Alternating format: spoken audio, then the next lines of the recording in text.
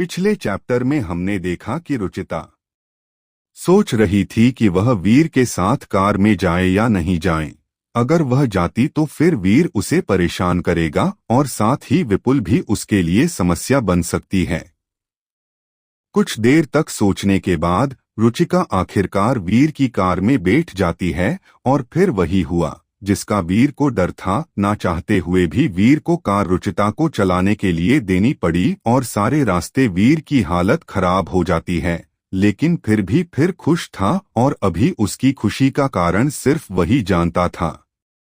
अगले दिन सुबह अब क्योंकि वीर और अनुराग को इस शहर में रहते हुए ही करीब 3 से 4 महीने होने को आए थे, इसलिए अब वीर ने जो कॉलेज में आने से पहले 1 साल तक जॉब और दूसरे काम करके पैसे कमाए थे वह भी खत्म होने वाले थे। यह बात वीर ने अपने तक ही रखकर अब तक अनुराग को नहीं बताई थी। वह नहीं चाहता था कि अनुराग वीर के चक्कर में टेंशन ले। पहले ही अनुराग ने वीर के लिए बहुत कुछ किया था। अगर वीर हर बात पर अनुराग की मदद लेता रहता तब फिर वीर तो बहुत ही जल्द अनुराग के एहसानों के तले दब जाने वाला था। वीर इसी बात के चलते अपने लिए पैसे कमाने के लिए दूसरे के रास्ते खोज रहा था। आज वह इसी टेंशन के चलते अपनी क्लास में जा रहा था। वह अभी था तो कॉलेज में, लेकिन उसका दिमाग सब जगह घूम रहा था। तभी जितेन, जो कि वीर की ही क्लास में पढ़ता था और क्लास के बाकी बच्चों के मुकाबले उसकी वीर से अच्छी दोस्ती भी थी, वह वीर को पीछे से आवाज लगाता है, वीर। लेकिन वीर नहीं सुनता है, इसलिए जितेन भागता हुआ कर वीर के कंधे पर हाथ रखकर उससे कहता है, अरे वीर सुनना। अचानक अपने कंधे पर किसी का हाथ महसूस होते ही वीर पीछे की ओर पलटा और वहां जितेन को खड़ा देख वीर अपने चेहरे पर मुस्कान के साथ कहता है, अरे जितेन, तुम यहां कब आए? वीर की बात सुनकर जितेन भी अपने चेहरे पर मुस्कान के साथ कहता है, भाई मैं तो अभी अभी ही आया हूं, लेकिन लगता है कि तुम यहां होकर भी यहां पर नहीं हो, इसलिए तो मेरे इतनी बार तुम्हें आवाज लगाने के बाद भी तुम नहीं सुन रहे थे। इस पर वीर ने अपने चेहरे पर जबरदस्ती की मुस्कान लाते हुए कहा, ऐसी कोई बात नहीं है। लेकिन शायद जितेन वीर की आंखों में देखकर समझ गया था कि उसे कुछ तो परेशानी है। लड़कों को अपनी परेशानी अपने दोस्तों की कहने की जरूरत ही नहीं होती, क्योंकि वह आंखों में देखकर ही समझ जाते हैं कि उनके दोस्त को क्या परेशानी है। लेकिन वीर फिर जितेन को टालते हुए उससे कहता है, चलना, कैफेटेरिया में बैठकर बात करते हैं। वीर की इस बात पर जितेन मान जाता है और दोनों कैफेटेरिया के लिए निकल जाते हैं। वहां पहुंचकर वीर एक कोने में अच्छी सी टेबल को देखता है और वहां जाकर बैठ जाता है। फिर जितेन वीर से गंभीर होकर पूछता है, और बता, क्या बात है? इस पर वीर हल्का सा परेशान होकर जितेन से कहता है, कुछ नहीं यार, वही पैसों की प्रॉब्लम। मतलब? जितेन ने पूछा। वीर जवाब देते हुए कहता है, अरे भाई, मैंने जो पैसे पिछले 1 साल में कमाए थे वह मैंने आधे अपनी माँ को घर के खर्च के लिए दे दिए और बाकी मेरी कार पर खर्च कर दिए, और जो थोड़े बहुत बचे हुए थे वह भी अब तक इन बीते 3 से 4 महीने में खर्च हो गए हैं। अब कुछ ही रुपए बचे हैं जिनसे मैं कुछ ही दिनों तक अपना काम चला सकता हूँ, इसीलिए अब मुझे पैसे कमाने के लिए कुछ जुगाड़ लगाना होगा। लेकिन क्या यह समझ नहीं आ रहा? इस पर जितेन चहकते हुए कहता है, क्या बात है यार, तू तेरी कार को मॉडिफाई करता है, वह भी खुद अपने हाथों से। इस पर वीर अपने चेहरे पर हल्की सी मुस्कान के साथ कहता है, मुझे कार्स को मॉडिफाई करना पसंद है। तभी जितेन बीच में ही खुश होते हुए कहता है, तो बस हो गई तेरी प्रॉब्लम सॉल्व। मतलब? वीर कंफ्यूजन में पूछता है। इस पर जितेन वीर को समझाते हुए कहता है, अरे भाई, तू नहीं जानता लेकिन यह बात बहुत ही कम लोग जानते हैं कि शहर के बाहर वाली पहाड़ी के पास हर दिन रेसिंग होती है और वह अपने कॉलेज के ही अमीर बाप के बिगड़े हुए लड़के लड़कियां करवाते हैं।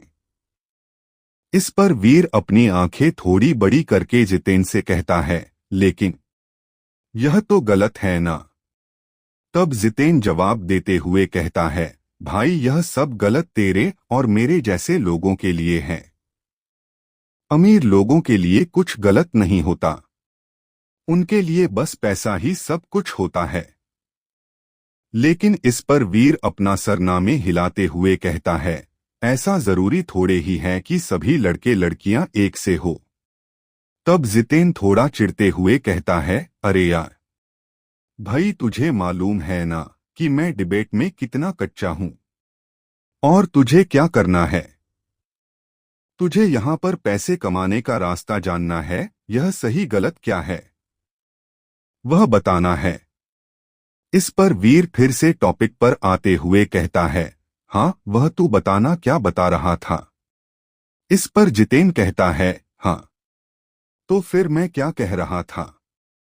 हाँ कि अगर तू तेरी कार को भी रेसिंग के लिए वहां पर ले जाए और अगर तू जीत जाता है तो फिर तुझे पैसों की कमी नहीं होगी। जितेन की बात को सुनकर वीर उत्सुकता से पूछता है, मतलब? मैं कुछ समझा नहीं।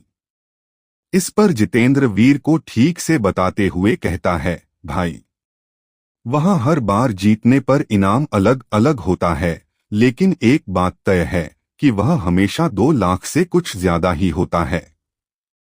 वीर की आंखें इतनी बड़ी रकम के बारे में सुनकर चौड़ी हो जाती है और वह उससे कहता है, क्या कहा? 2 लाख? इस पर जितेन भी मुस्कुराते कहता है, और भाई लेकिन इसमें खतरा भी उतना ही है, क्योंकि यह रेसिंग पुलिस के लिए तो इल्लीगल ही है। इसलिए अगर तुम पकड़े गए तो जेल जाना पक्का है, और साथ ही कार चलाते वक्त कुछ एक्सीडेंट हो गया तो वह अलग। इस पर वीर बेफिक्री से कहता है, ठीक है ना, वह सब तो मैं देख लूंगा, लेकिन उस रेसिंग में क्या कोई भी हिस्सा ले सकता है? इस पर जितेन अपना सर हिलाते हुए कहता है, हाँ ले तो सकता है, लेकिन वह अपने कॉलेज का ही होना चाहिए। जितेन की बात सुनकर वीर ने उससे कहा, तो ठीक है, फिर मैं समझ गया कि मुझे क्या करना है। और फिर वीर इतना कहकर वहां से निकल जाता है। ट्रेनर धैर्य की क्लास को अटेंड करने के बाद वीर ज्यादा देर तक कॉलेज में नहीं रुका और तुरंत ही अपने अपार्टमेंट में आ जाता है। वहां पर वीर अपनी कार के इंजन को अच्छे से चेक करता है ताकि शाम को रेसिंग के वक्त कोई प्रॉब्लम ना आ सके। लेकिन फिर उसे वही अपनी कार की समस्या याद आती है कि वह जब भी कार को तेज चलाता था तब उसका स्पार्क प्लग जल जाता था।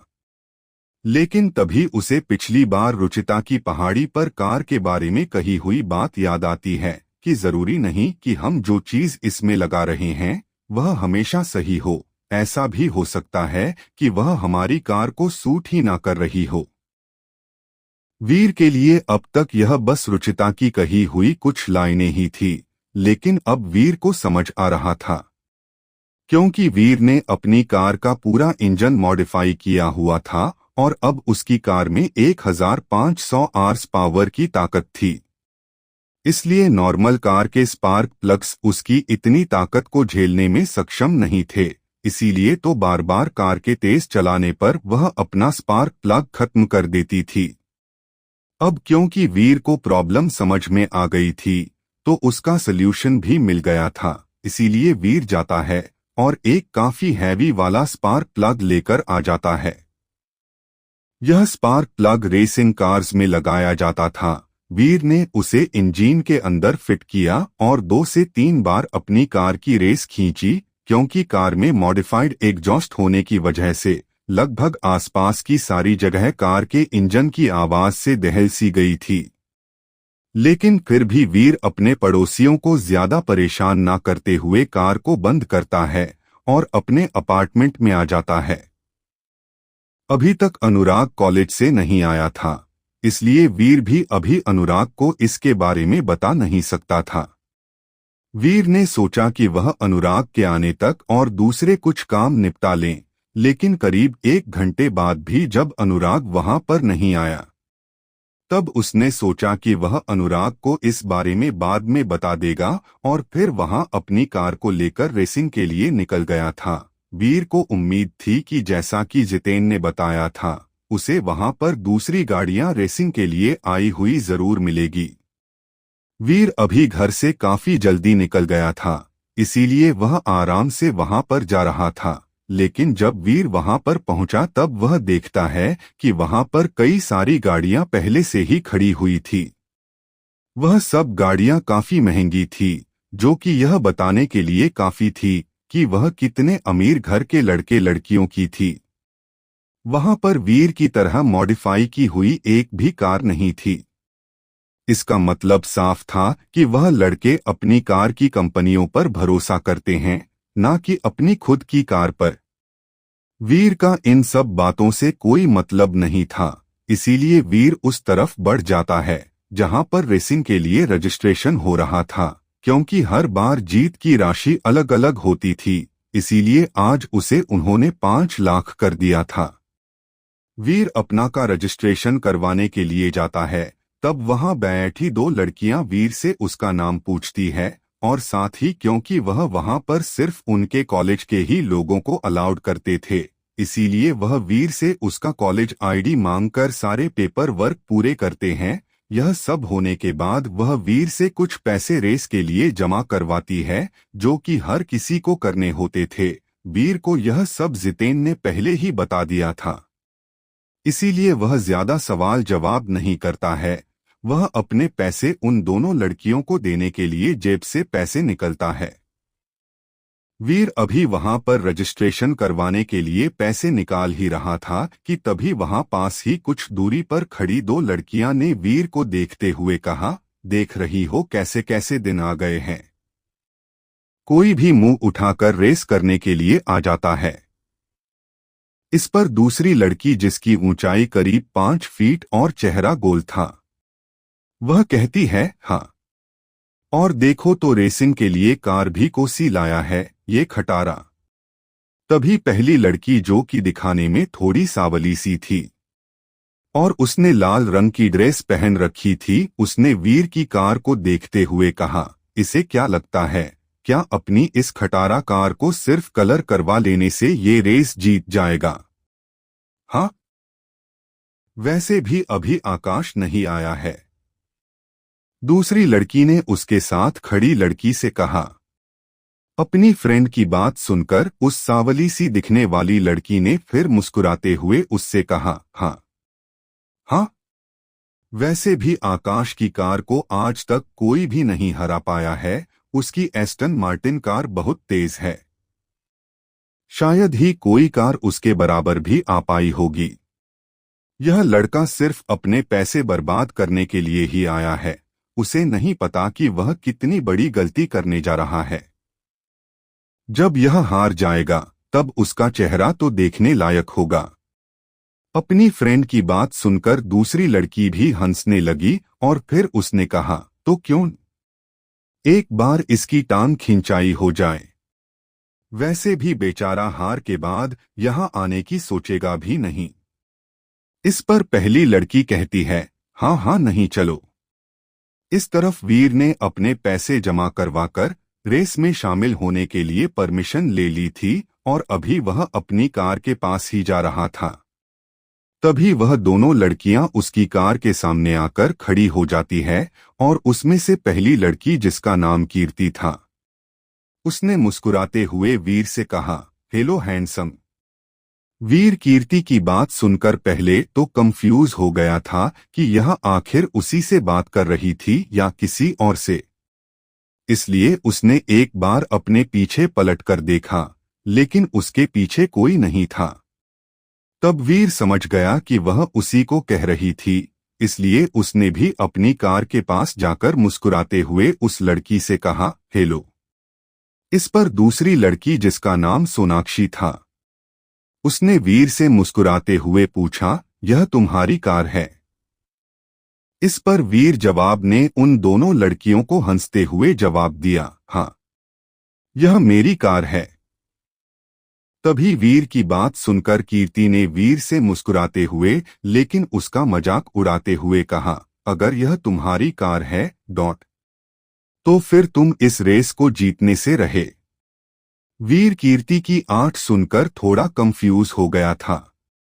इसलिए वीर ने पूछा, तुम्हारे कहने का मतलब क्या है, तुम कहना क्या चाहती हो? इस पर सोनाक्षी ने कहा, यहाँ पर इतनी ज्यादा महंगी से महंगी स्पोर्ट्स कार भी नहीं जीत पाती और तुम तुम्हारी यह खटारा को कलर करवा कर ले आए हो। तुम्हें क्या लगता है कि तुम सबको बड़ी आसानी से हरा दोगे? वीर को सोनाक्षी की बात सुनकर वीर को अच्छा तो न हो लगा, लेकिन इससे पहले कि वह कुछ कह भी पाता उससे पहले ही कीर्ति ने अपने चेहरे पर थोड़ा गुस्से के साथ कहा, तुम्हें क्या लगता है कि तुम यहाँ पर अपनी इस खटारा गाड़ी से आकाश की कार को टक्कर दोगे? तुम यहाँ पर आकाश की बेइज्जती करने के लिए ही आए हो ना? कीर्ति की बात सुनकर वीर ने अपना सर नामे हिलाते हुए कुछ कहने की कोशिश की, लेकिन वीर से पहले ही सोनाक्षी ने कीर्ति की बातों को अपना हथियार बनाते हुए कहा, तुम्हारी इतनी हिम्मत कि तुम आकाश की बेइज्जती करने की कोशिश करो, आखिर तुम्हारी हैसियत ही क्या है? वह दोनों वीर को कुछ कहने का मौका ही नहीं दे रही थी, लेकिन इस बार वीर ने उन दोनों के कुछ कहने से पहले ही कहा, देखो, तुम दोनों मुझे गलत समझ रही हो। मैं तो आकाश को जानता भी नहीं हूं, तो फिर मैं उसकी बेइज्जती कैसे कर सकता हूं? लेकिन शायद वीर की यह बात उन दोनों लड़कियों को पसंद नहीं आई थी। इसीलिए सोनाक्षी ने उसी वक्त वीर पर गुस्सा करते हुए कहा, क्या कहा तुमने? तुम आकाश को नहीं जानते? तभी सोनाक्षी की बात को आगे जारी रखते हुए कीर्ति कहती है, तुम्हारी इतनी हिम्मत, तुम आकाश की बेइज्जती करोगे? आखिर तुम जैसे इंसान को यहां अंदर भी किसने आने दिया? और इतना कहकर सोनाक्षी वहां पर तमाशा खड़ा करने लगी थी। सोनाक्षी को किसी पर इस तरह से चिल्लाते देख धीरे धीरे वहां पर लोग जमा होने लगे थे। वीर को समझ ही नहीं आ रहा था कि यह आखिर उसके साथ वहां हो क्या रहा था, इसीलिए उसने सोनाक्षी से कुछ कहने की कोशिश की, लेकिन सोनाक्षी तो जैसे वीर की कोई बात सुनना ही नहीं चाहती थी। वह बस कुछ न कुछ बड़बड़ाए ही जा रही थी। लेकिन अब वीर से रहा नहीं गया और उसने सोनाक्षी पर गुस्से के साथ चिल्लाते हुए कहा, शट अप। वीर की गुस्से से भरी आवाज को सुनकर सोनाक्षी अचानक से डर गई थी, लेकिन फिर जब उसने वीर का चेहरा देखा तब सोनाक्षी गुस्से में उबल सी गई थी, क्योंकि सोनाक्षी और कीर्ति दोनों की ही नजर में वीर को एक बहुत ही गरीब था, जिसे कि उन दोनों के जैसे अमीर लोगों को आंख उठाकर भी नहीं देखना चाहिए था। लेकिन वीर ने उन दोनों से अभी बहस करने की कोशिश की थी, वो भी इतने सारे लोगों के सामने। असल में उन दोनों को इस बात पर गुस्सा नहीं आ रहा था कि वीर ने उन पर चिल्लाया, बल्कि उन्हें इस बात पर गुस्सा आ रहा था कि वीर ने उन्हें सब लोगों के सामने डांटा। इसीलिए वीर की बात के खत्म हो सकती उससे पहले ही सोनाक्षी वीर को फिर से उल्टा सीधा कहने लगी। लेकिन तभी अचानक वहां पर किसी गाड़ी के इंजन की आवाज आई। वीर ने देखा कि उस इंजन की आवाज आते ही सभी लोग जो कि अब तक सोनाक्षी और कीर्ति का बिना मतलब का तमाशा देख रहे थे, उन सब की नजर अब दूसरी जगह चली गई है।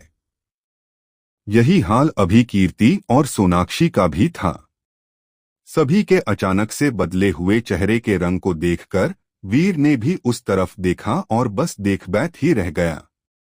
वहां पर एक ब्लैक एस्टन मार्टिन की स्पोर्ट्स कार लोगों की भीड़ को चिरते हुए आ रही थी। तभी कीर्ति और सोनाक्षी वीर को नजरअंदाज करते हुए सीधा उस कार की तरफ जाने लगी। वीर के लिए यह अजीब था, क्योंकि अभी कुछ देर पहले तक तो वह दोनों वीर के पीछे हाथ धोकर ऐसे पड़ी थी जैसे कि उसने उनके पैसे चुरा लिए हो। उसी वक्त उस कार का दरवाजा खुला और उसमें से एक 20 से 22 साल का लड़का नीचे उतरा। उस लड़के ने अभी रात में भी काला चश्मा लगाया हुआ था और उसकी हाइट करीब 5.5 फुट थी और वही उसके बाल खड़े थे। उसने लाल रंग की टी शर्ट को पहन रखा था। उसने उसकी ब्लैक कार से बाहर उतरकर एक बार अपने चारों तरफ देखा और फिर मुस्कुराते हुए अपने दोनों बाहें फैला दी। उस लड़के के ऐसा करते ही वहां खड़ी कई लड़कियां भागते हुए जाकर उस लड़के को गले लगा लिया। अचानक इतनी सारी लड़कियों को खुद को गले लगाता हुआ देखकर एक पल के लिए तो उस लड़के की सांस अटक सी गई थी, लेकिन फिर उनसे मुस्कुराते हुए कहा, हे गर्ल्स, आराम से, बस करो, रेस का समय होने वाला है। लेकिन तभी उनमें से एक सांवली सी छोटी हाइट की लड़की ने प्यार से कहा, आकाश, इससे कुछ फर्क नहीं पड़ता, वैसे भी आज की रेस को भी तुम ही जीतने वाले हो। आकाश उस लड़की की बात सुनकर मुस्कुरा दिया। आखिर वह पिछले कुछ महीनों से चैंपियन जो रहा था और कोई भी कार उसकी कार के आसपास भी नहीं आ पाती थी, तो जितना तो बहुत दूर की बात थी। वीर को ऐसा लगा कि आकाश कुछ ज्यादा ही घमंडी था। लेकिन तभी सोनाक्षी और कीर्ति की नजर वीर पर पड़ी और उनका चेहरा फिर गुस्से में लाल हो गया। उन्होंने सीधे आकाश से कहा, आकाश, देखो आज यहां पर एक फटीचर भी आया है और वह तुमसे रेस भी करेगा। वीर को यह सुनकर अच्छा तो नहीं लगा, लेकिन फिर भी उसने उन्हें यह सोचकर जाने दिया कि बेवकूफों में अपना सर क्यों दुखाना। तभी आकाश ने भी सोनाक्षी और कीर्ति की बात सुनकर वीर की तरफ मुस्कुराते हुए देखा और फिर वीर के पीछे ही उसकी कार को देखा और उसने कहा, क्या बेहुदा मजाक है। इस कार को हराने के लिए तो मुझे 2 मिनट भी नहीं लगेंगे। क्या पता स्टार्ट भी होगी या नहीं। और यह मेरी क्या बेइज्जती करेगा। इसकी कार इसकी बेइज्जती कर रही है। इसकी कार को हराने के लिए तो बैलगाड़ी भी चलेगी। बड़ा आया मुझसे कम्पिट लड़ने वाला। वीर यहाँ पर पैसे कमाने के लिए आया था, लेकिन यह अब कुछ ज्यादा ही हो रहा था। उसे कुछ भी मंजूर था, लेकिन उसकी कार की बेइज्जती नहीं। लेकिन अभी इससे पहले कि वीर उन्हें जवाब भी दे पाता, उससे पहले ही एक सायरन बजता है और वहां पर एक लड़की अपने हाथ में माइक लिए हुए कहती हैं, चलो दोस्तों, समय आ गया है कि हम इस रेस की शुरुआत करें। इसीलिए सभी रेसर्स से मेरा अनुरोध है कि वह अपनी कार को रेस के लिए यहां पर ले आएं। अब क्योंकि रेस शुरू होने वाली थी, इसलिए सभी अपनी कार्स के पास जाने लगे, लेकिन तभी आकाश ने वीर के कंधे पर हाथ रखते हुए मुस्कुराते हुए कहा, वैसे तेरी कार स्टार्ट भी होती है या फिर तुझे कोई और कार दिलाऊं, नहीं मतलब अगर तू हार गया तो यह मत कहना कि तेरी कार खराब थी इसलिए तू हार गया। आकाश ने सोचा था कि वीर उसकी बात सुनकर गुस्सा होगा, लेकिन इसके उलट वीर ने उससे मुस्कुराते हुए कहा, इस बात से कोई फर्क नहीं पड़ता कि गाड़ी कौन सी है, बल्कि फर्क इस बात से पड़ता है कि गाड़ी चलाने वाला कौन है। और इतना कहकर वह पलटकर अपनी कार की तरफ चल दिया। आकाश को लगा कि वीर ने उसकी बेइज्जती की थी, इसलिए वह वीर पर पीछे से चिल्लाते हुए गुस्से में कहा, तुझे क्या लगता है कि तू अपनी इस खटारा कार से मेरी कार को छू भी पाएगा। मेरी कार 2000 हार्स पावर जनरेट करती है, पालक झपकते ही में तेरी आंखों से ओझल हो सकता हूं। लेकिन तभी उसी लड़की ने एक बार फिर से कहा, सभी जल्दी से आ जाइए, रेस शुरू होने वाली है। अब क्योंकि रेस शुरू होने वाली थी, इसलिए वीर अपनी कार को लेकर बाकी गाड़ियों के साथ आ गया था और आकाश ने भी अपनी कार को वीर की कार के पास ही लाकर खड़ा कर दिया था। वीर और आकाश दोनों ही इस वक्त रेस के लिए एकदम तैयार अपनी अपनी कार्स में बैठे हुए थे। उन दोनों के अलावा भी वहां पर 8 गाड़ियां और थी जो कि वहां रेस के लिए हुए आई थी। और यह बात तो बताने की भी जरूरत नहीं थी कि वह सब गाड़ियां कितनी महंगी थी। उस जगह पर सबसे सस्ती गाड़ी की कीमत बजी करीब 70 लाख रुपए थी। इस वक्त वीर की कार उन सभी लक्सुरियस कार्स के बीच खड़ी हुई चारनों पर थी। ऐसा लग रहा था जैसे कि वीर की कार उन सभी गाड़ियों की चमक को कम कर रही हो। वीर को भी एक बार को अपने ऊपर ही शर्म आ गई थी। लेकिन फिर एंकर एक बार फिर अपने हाथों में माइस लिए हुए उन सब के सामने आई और फिर वहां पर खड़े होकर मुस्कुराते हुए जोश के साथ कहा, तो दोस्तों, जिस घड़ी का हम सबको बेसब्री से इंतजार था वह करीब आ चुकी है। आज यहाँ पर सभी एक बार फिर रेस के लिए आए हुए हैं। साथ ही हमारे रेसर्स भी रेस के लिए तैयार है। एंकर के इतना कहते ही सभी ने अपनी अपनी गाड़ियों के एक्सीलरेटर दबा दिए और इंजन की तेज आवाज से कुछ देर के लिए आसपास का माहौल जैसे दहल सा गया और एक बार फिर से वही एंकर ने मुस्कुराते हुए हाथ दिखाकर सभी को शांत किया और फिर उसने आगे कहा, तो आज भी हमारे साथ में आकाश है जो कि पिछले 3 महीने से किसी से भी नहीं हारे हैं। और आज देखना यह होगा कि क्या कोई उन्हें टक्कर दे भी पाता है या नहीं, लेकिन यह तो रेस के बाद ही पता चलेगा। इसीलिए आइए ज्यादा समय को न गवाते हुए चलिए अब हम शुरू करते हैं। एंकर के इतना कहते ही उसके पास से एक लड़की ने कुछ कदम आगे बढ़ाए और अपने हाथ में लाल रुमाल को ऊपर कर दिया। फिर एंकर ने बाकी सभी का ड्राइवर से पूछा, आर यू रेडी? इस पर सभी ने अपना थम्स अप दिखा दिया और जैसे ही सबकी सहमति मिली, वह लड़की भी अपने हाथ से रुमाल गिराने के लिए तैयार हो गई। रुमाल के गिरते ही रेस शुरू होने वाली थी। सभी अपनी कार के एक्सीलेटर दबाने लगे। वीर और आकाश ने भी एक दूसरे को घर कर देखा और फिर जैसे ही उन दोनों की आंखें मिली वैसे ही जैसे दोनों के बीच दुश्मनी का आगाज हो गया। फिर उस लड़के ने जैसे ही अपने हाथ से रुमाल नीचे गिराया तभी अचानक से इंजन की तेज आवाज आने लगी और जो कार्स अब तक वहां पर खड़ी थी वह आगे बढ़ने लगी। वीर और आकाश जिन्होंने आते ही दुश्मनी कर ली थी। आकाश ने अपनी कार को फुल स्पीड में उठाया, लेकिन जब वीर ने अपनी कार को आगे बढ़ाने के लिए एक्सीलरेटर दबाया तब अचानक ही उसकी कार स्किड हो गई, जिस कारण वह आकाश से पीछे रह गया। और सिर्फ आकाश ही नहीं बल्कि बाकी की कार्स भी वीर से काफी तेज रफ्तार से आगे निकलने लगी। वीर का तो यह देखकर मूड खराब हो गया था। आखिर किसी भी रेस में अगर शुरुआत में ही कोई आगे निकल जाए तो उसे बहुत फायदा होता था। वीर अभी काफी पीछे रह गया था और इस तरफ कीर्ति और सोनाक्षी दोनों ही वीर की ऐसी हालत देखकर खुश हो रही थी। तभी कीर्ति ने अपने चेहरे पर मुस्कान लाते हुए सोनाक्षी से कहा, देखा, इस तरह की रेस में ऐसी खटारा कार से भाग लेने का नतीजा। कीर्ति की बात सुनकर सोनाक्षी ने कहा, बड़ा आया था।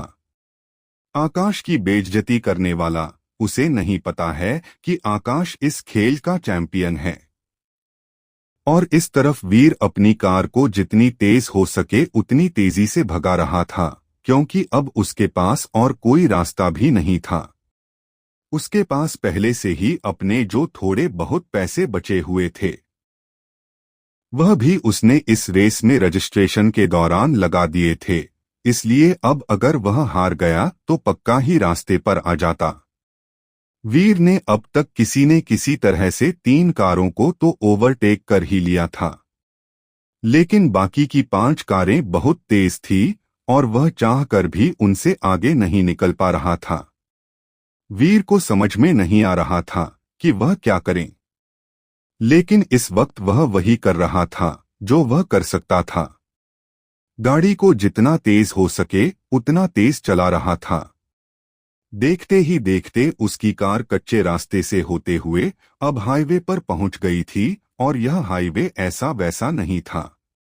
उन्हें इस हाईवे को 1 किलोमीटर तक फॉलो करना था, जिसमें उन्हें कई सारी दूसरी गाड़ियां भी मिल सकती थी और यहां तक कि वह ट्रैफिक में भी फंस सकते थे, लेकिन उन्हें इन सब से बचते हुए 1 किलोमीटर का यह रास्ता पूरा करना था और उसके बाद वह हाईवे से पहाड़ी वाली सड़क पर जाने वाले थे और वह रास्ता और भी ज्यादा खतरनाक होने वाला था, क्योंकि एक तरफ बड़े बड़े पहाड़ी के पत्थर थे तो दूसरी तरफ खाई।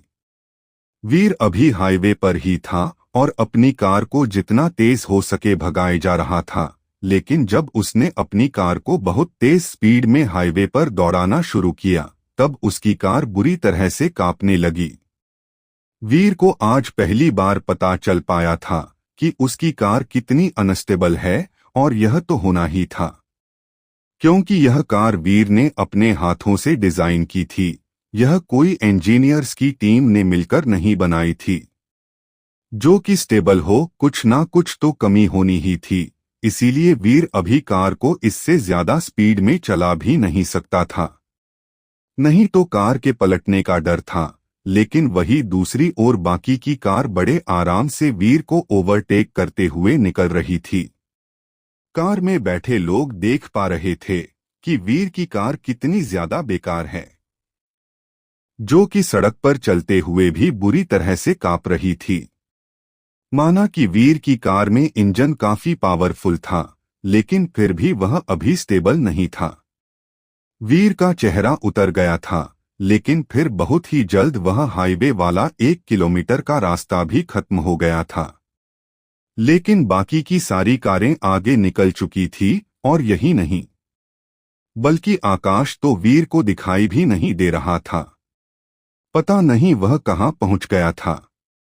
वीर को एक पल को तो ऐसा लगा मानो कि वह अपने सारे पैसे हार जाएगा, इसीलिए वीर ने अपनी कार की थोड़ी और स्पीड बढ़ाने की कोशिश करता है, लेकिन वह ऐसा नहीं कर सका।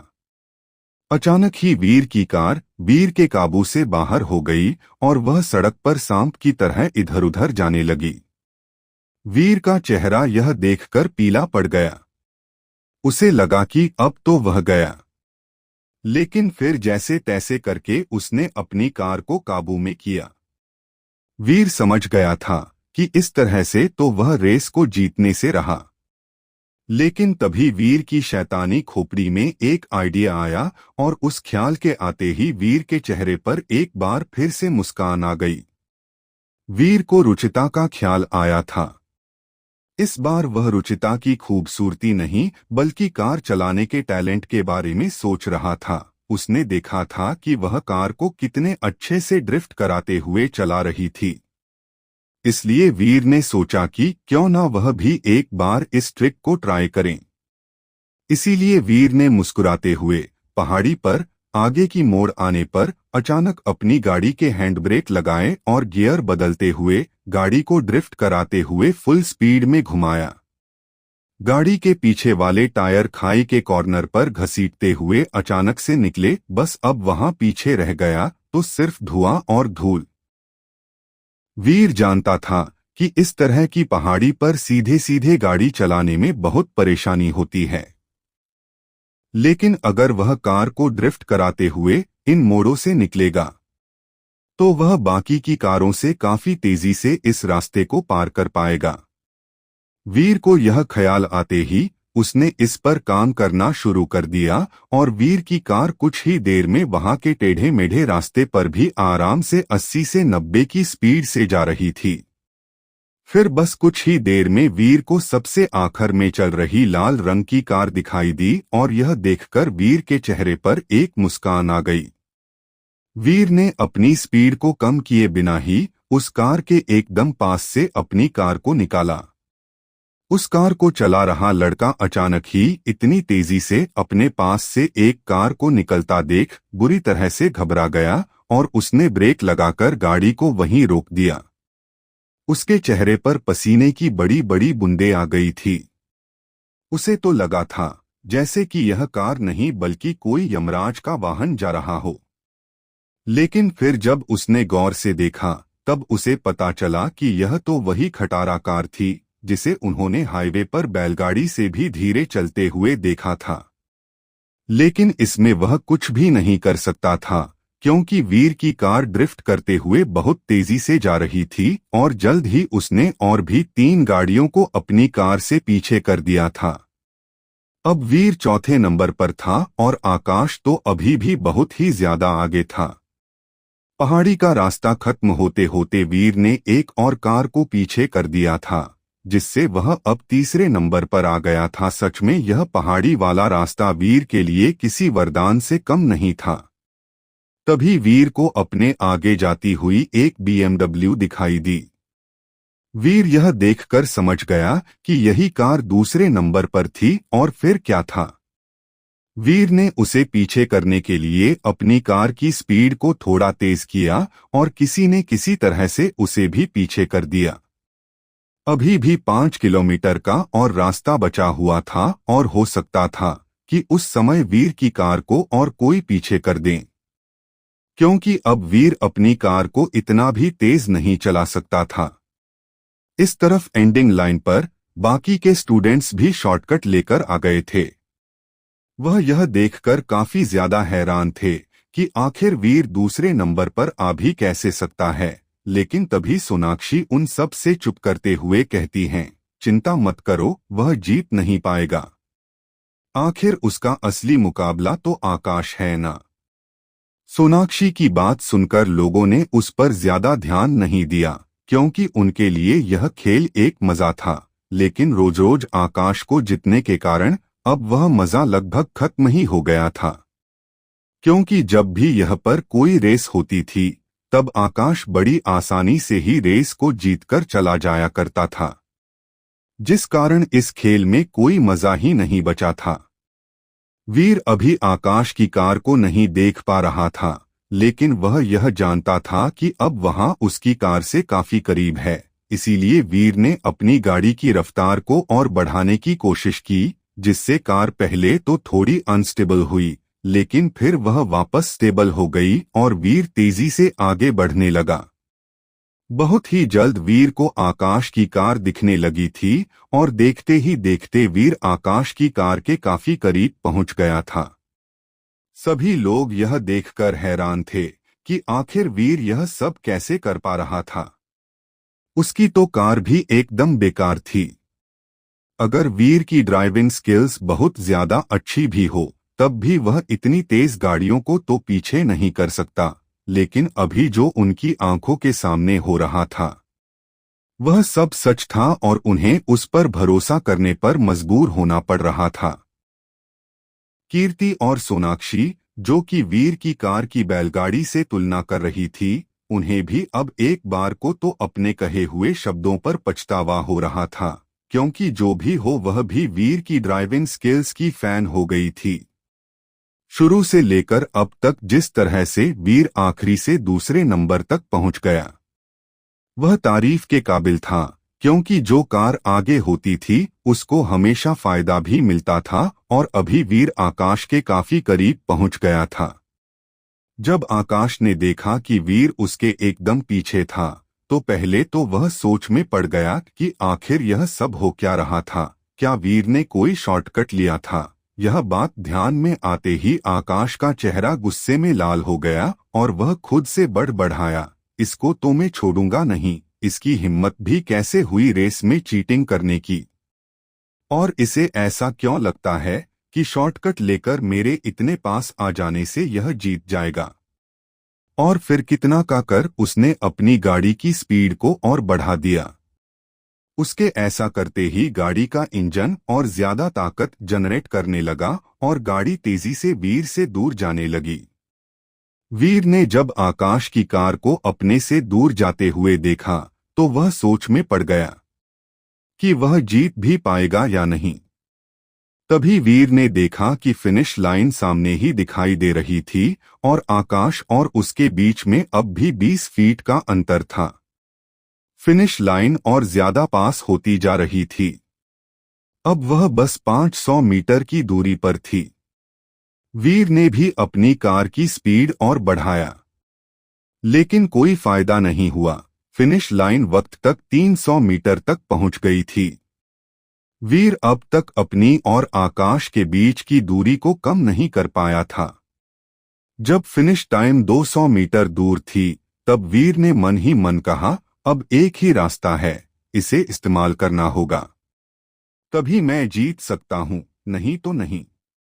और दूसरी कार में आकाश के चेहरे पर एक बड़ी सी मुस्कान आ गई थी, क्योंकि 3 महीने बाद किसी ने उसे थोड़ी बहुत टक्कर दी, लेकिन वह फिर भी जीत गया। असल में तो आकाश भी रोज रोज जीत कर बोर होने लगा था। वीर ने भी कुछ सोचा और अपनी कार की सीट के पीछे लगे हुए एक सिलेंडर पर अपनी नजर दौड़ाई। उसने सिलेंडर के ऊपर हाथ रखा और फिर उसने सिलेंडर के वॉल्व को खोल दिया।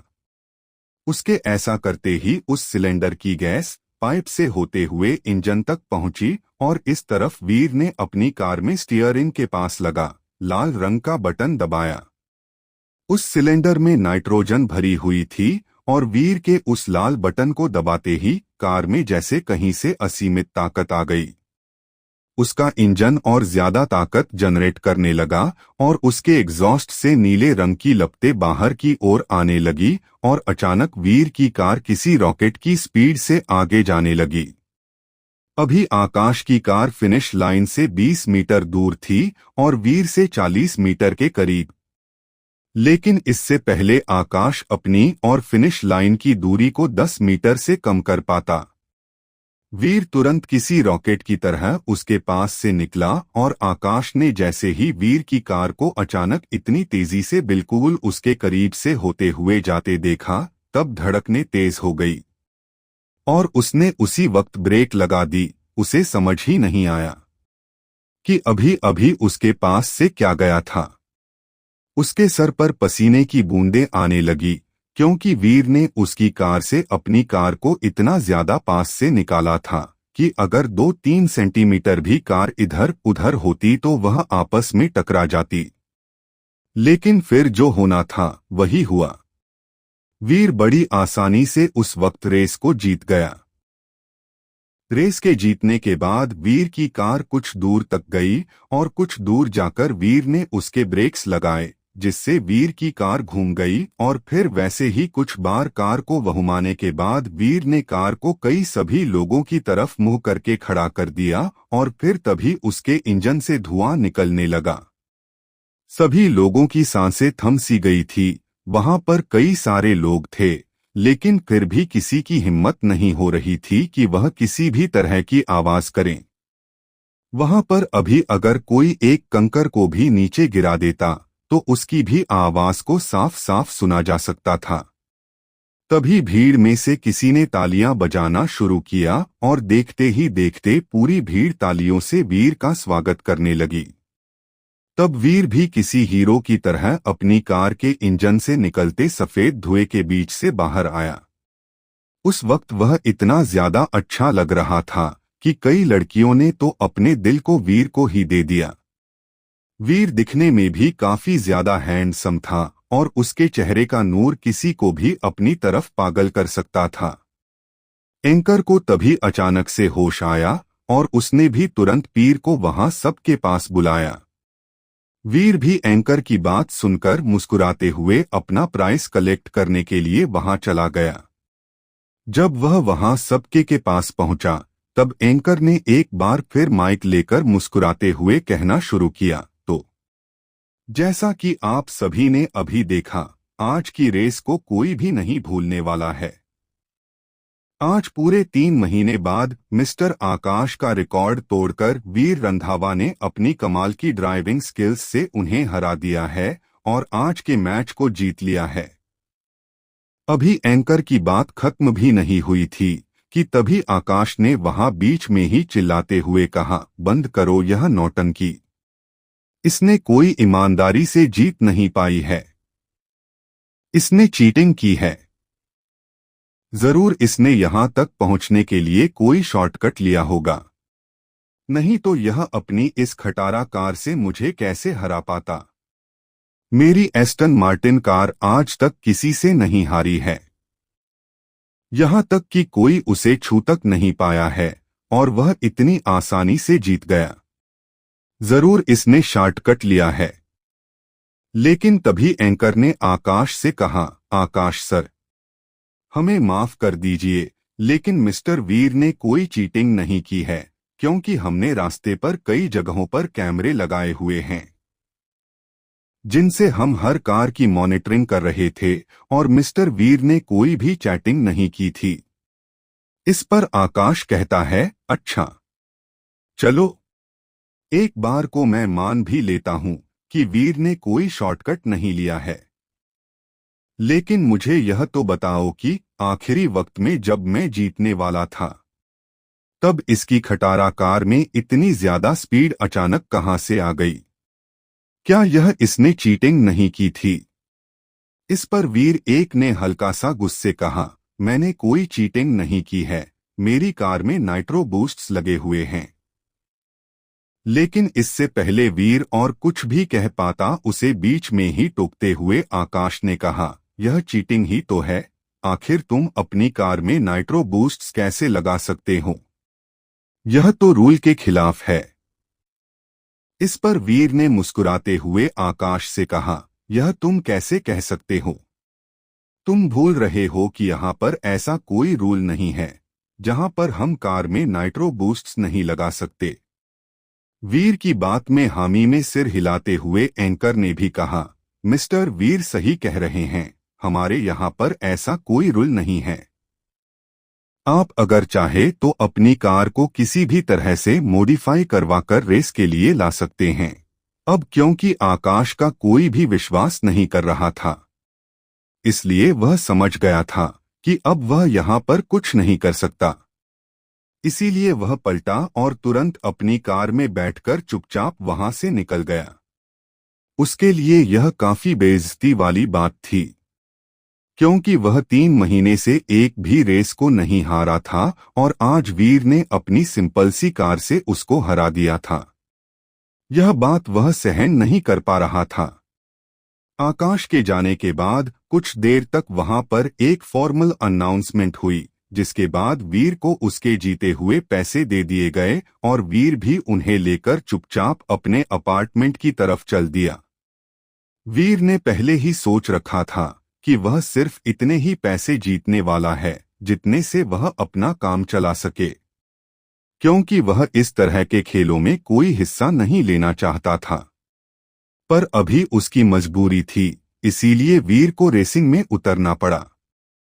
एक तरह से उसको यह डर भी था कि कहीं उसके पिता की कार को कुछ हो ना जाए, क्योंकि इस तरह के गेम्स में एक्सीडेंट होना एक आम बात होती है।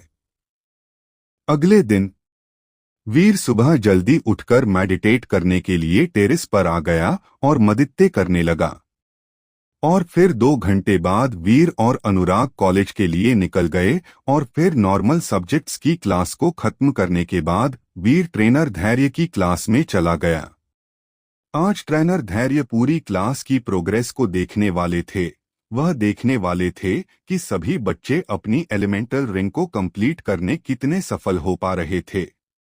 इसलिए क्लास में उन्होंने अपना ज्यादा समय नहीं करवाया और तुरंत ही ऊपर ट्रेनिंग ग्राउंड पर आ गए और फिर उन्होंने कहा, तो बच्चों, आज हम देखेंगे कि तुमने इन 4 महीनों में कितनी मेहनत की है और अपनी एलिमेंटल रिंग को अभी तुम कितना कंप्लीट कर पा रहे हो।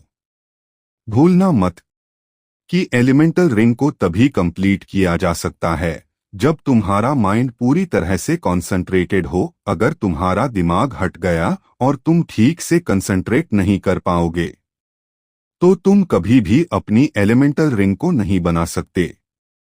वीर को यह सब पता था, उसने तो इस बात को खुद एक्सपीरियंस भी किया था। जब वह शहर के बाहर वाली पहाड़ी पर रुचिता के साथ उस बड़े से सांप से लड़ा था, उस वक्त भी अगर वीर का कंसंट्रेशन जरा भी कम होता तो वीर का मरना पक्का था। वीर तो अब तक नहीं जानता कि आखिर वह एलिमेंटल रिंग को कंप्लीट करने में कैसे कामयाब रहा, लेकिन फिर उसने यह सोचकर जाने दिया कि शायद उसी ने अपने दिमाग को इतना कंसंट्रेट किया होगा जिससे वह एलिमेंटल रिंग को बनाने में कामयाब रहा। वीर ने जब से उस सांप मारा था तभी से उसे बहुत ही ज्यादा घमंड हो गया था, क्योंकि अपने कॉलेज से सिर्फ वही एकलौता ऐसा इंसान था जिसने अपनी एलिमेंटल रिंग को न सिर्फ पूरा कर लिया था बल्कि उसका इस्तेमाल भी किया था। ऐसे बहुत ही कम लोग हुआ करते थे जो कि 1 साल से भी कम समय में अपनी एलिमेंटल रिंग को पूरा कर लेते थे, और जो 6 महीने से पहले ही अपनी एलिमेंटल रिंग को पूरा कर लेते थे उन्हें सभी जीनियस माना करते थे। और फिर बिना ज्यादा समय गवाए ही ट्रेनर धैर्य सभी को अपनी अपनी एलिमेंटल रिंग को बनाने के लिए कहते हैं। ट्रेनर धैर्य के बताए गए निर्देशों का पालन करते हुए सभी बच्चे चुपचाप अपनी एलिमेंटल रिंग को बनाने की कोशिश करना शुरू कर देते हैं, और परिणाम देखकर ट्रेनर धैर्य के चेहरे पर मुस्कान आ जाती है, क्योंकि आज सभी पिछली बार से तो बड़े ही आराम से और ज्यादा एलिमेंटल रिंग को बनाने में सफल हो पा रहे थे, लेकिन अभी भी उनका मेंटल कंसंट्रेशन लेवल बहुत ही कम था। इसीलिए तो वह उसे कंप्लीट नहीं कर पा रहे थे। जब एलिमेंटल रिग पूरी कंप्लीट होने को आएगी तब उन्हें और भी ज्यादा कंसंट्रेट करना होगा।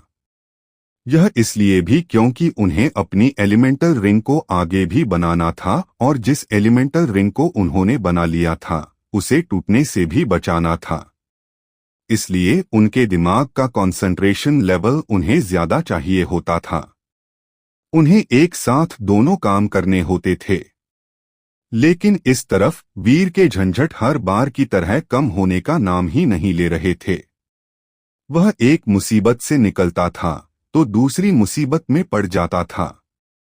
अभी वह एलिमेंटल रिंग 10% भी कंप्लीट नहीं कर पा रहा था। वीर के सर से पसीने की बड़ी बड़ी बूंदें निकलने लगी थी, लेकिन वह फिर भी वहीं पर अपने पूरे कंसंट्रेशन के साथ अभी भी अपनी एलिमेंटल रिंग को कंप्लीट करने में लगा हुआ था। लेकिन फिर इतनी कोशिशों के बाद भी वह एलिमेंटल रिंग को बिल्कुल भी नहीं बना पा रहा था। वीर को जो थोड़ा बहुत घमंड अपने ऊपर हुआ था वह भी टूट सा गया था। उसे समझ तो आ गया था कि एलिमेंटल रिंग को बनाना कोई बच्चों का खेल नहीं था, लेकिन फिर भी वह पहले कम से कम 40% तक तो अपनी एलिमेंटल रिंग को कंप्लीट कर ही लेता था। लेकिन आज तो वह 10% भी ठीक से नहीं कर पा रहा था। वीर को इस तरह से परेशान देखकर ट्रेनर धैर्य उसके पास आते हैं और सीरियस होकर कहते हैं, क्या हुआ? वीर ने भी इस तरफ ट्रेनर धैर्य की बात सुनकर उन्हें अपनी सारी परेशानियों को सुनाया। इस पर ट्रेनर धैर्य उसी सीरियस आवाज में कहते हैं, लगता है तुम ठीक से कॉन्सेंट्रेट नहीं कर पा रहे हो।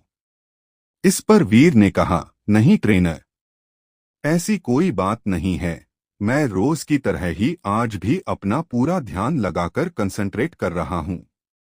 इस पर ट्रेनर धैर्य सोच में पड़ गए, लेकिन शायद यह परेशानी कुछ ज्यादा ही बड़ी थी जिसमें ट्रेनर धैर्य अभी कुछ नहीं कर सकते थे।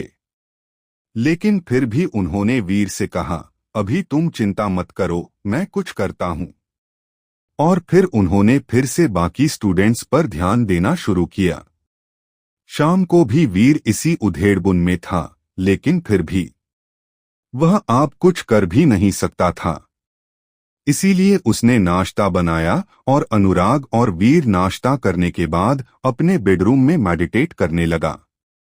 अभी वीर अपने बेडरूम में पहुंचकर मेडिटेट करने बैठा था, लेकिन तभी अनुराग उसके रूम में आया और उसने पूछा, भाई वह तुझसे कुछ काम था? इस पर वीर ने अनुराग से मुस्कुराते हुए पूछा, हाँ बताना, क्या काम है? लेकिन फिर अनुराग ने वीर से कहा, कुछ नहीं, रहने दो। और इससे पहले कि वीर उससे कुछ बोल भी पाता, अनुराग बस वहां से पलटकर निकल गया था। वीर को अनुराग पर गुस्सा आ रहा था, क्योंकि उसने एक तो वीर को डिस्टर्ब भी करा और ऊपर से बिना किसी बात को बताए उठकर वहां से चला गया। यूं भी वीर की एलिमेंटल रिंग कंप्लीट नहीं हो पा रही थी, लेकिन फिर भी वीर यह तो समझ गया था कि अपने रूम में वह मेडिटेट करने से कोई भी और कभी भी उसे बड़ी आसानी से आकर डिस्टर्ब कर देगा। इसीलिए वह अपनी पुरानी जगह टेरेस पर ही जाकर मेडिटेट करने के लिए बैठ गया। एक बार फिर से वीर का पेंडेंट चमकना शुरू हो गया और वह अपने आसपास की एलिमेंटल पावर को एक जगह इकट्ठा करके फिर से वीर में पहुंचाने लगा। अभी तक इस पेंडेंट की मिस्ट्री को कोई भी नहीं जानता था और वीर को भी बस इतना ही पता था कि यह पेंडेंट उसके पिता ने जाने से पहले उसके आखिरी बर्थडे पर गिफ्ट में दिया था और इसीलिए वह उसके दिल के काफी करीब था। वीर ने भी काफी देर तक मेडिटेट किया और उसके बाद जब वीर ने अपनी आंखें खोली तब उसने जो देखा वह देखता ही रह गया।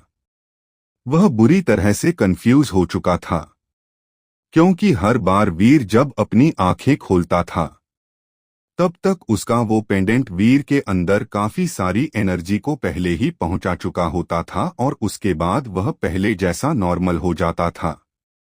लेकिन आज जब वीर ने अपनी आंखें खोली थी तब भी उसका वह पेंडेंट अपने काम में लगा हुआ था और वह बिना रुके वीर के अंदर एनर्जी को पहुंचाता रहता है। उसने देखा कि उसके गले में जो ट्रांसपेरेंट सब पेंडेंट था वह अभी बहुत ही ज्यादा तेजी से पर्पल और व्हाइट रंग में चमक रहा था। वीर यह देखाकर शॉक्ड गया था। वीर ने देखा कि उस पेंडेंट में आसपास से रोशनी एकत्रित हो रही थी और फिर एक रोशनी की तरह वह उसके शरीर के अंदर जा रही थी। वीर ने अचानक से हड़बड़ाहट में अपने पेंडेंट को पकड़कर निकालने की कोशिश की, लेकिन उसने उसे जिसे ही हाथ लगाया उसे एक तेज बिजली का झटका लगा। वीर ने तुरंत अपना हाथ पीछे किया और अपने पेंडेंट को ध्यान से देखने लगा।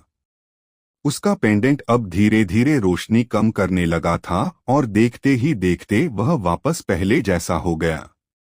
वीर ने फिर उसे तुरंत अपने गले में से उतारा और गौर से देखने लगा, लेकिन उसे ऐसा कुछ भी अजीब नहीं दिखा। फिर वीर सोच में पड़ गया कि आखिर यह सब उसके साथ हो क्या रहा है, क्योंकि उस दिन भी जब वह पहाड़ी पर उस बड़े से सांप से लड़ाई करने के लिए अपनी एलिमेंटल रिंग का फॉर्मेशन कर रहा था तभी उसका पेंडेंट हल्का सा चमका था और उसकी एलिमेंटल रिंग भी कंप्लीट हो गई थी। अब वीर को यह कोई इत्तेफाक नहीं लग रहा था, क्योंकि एक बार ट्रेनर धैर्य ने यह भी बताया था कि कई सारे एलिमेंटल टूल्स इस दुनिया में होते हैं जो कि उसके मालिक की चक्रा एनर्जी को लेकर काम करते हैं। कुछ एलिमेंटल टूल्स लड़ने के लिए भी इस्तेमाल होते हैं तो वहीं कुछ बस उनकी मदद करने के लिए होते हैं। वीर को भी अपने पेंडेंट की यह बात अजीब लगी थी। तभी उसने सोचा कि कहीं उस दिन वह एलिमेंटल रिंग उसने इसी पेंडेंट की वजह से तो कंप्लीट नहीं की थी, और यह सोचकर वीर का चेहरा उदास हो गया, क्योंकि उसे यही लग रहा था कि उसने अपने खुद के दम पर उसके दिमाग को कंसंट्रेट करके अपनी एलिमेंटल रिंग को कंप्लीट किया था और रुचिता की जान बचाई थी। लेकिन अब ऐसा नहीं था। जैसा कि ट्रेनर धैर्य ने उन्हें एक बार बताया था कि ऐसे टूल दुनिया में होते हैं जिनकी मदद एलिमेंटल यूजर्स लेते हैं।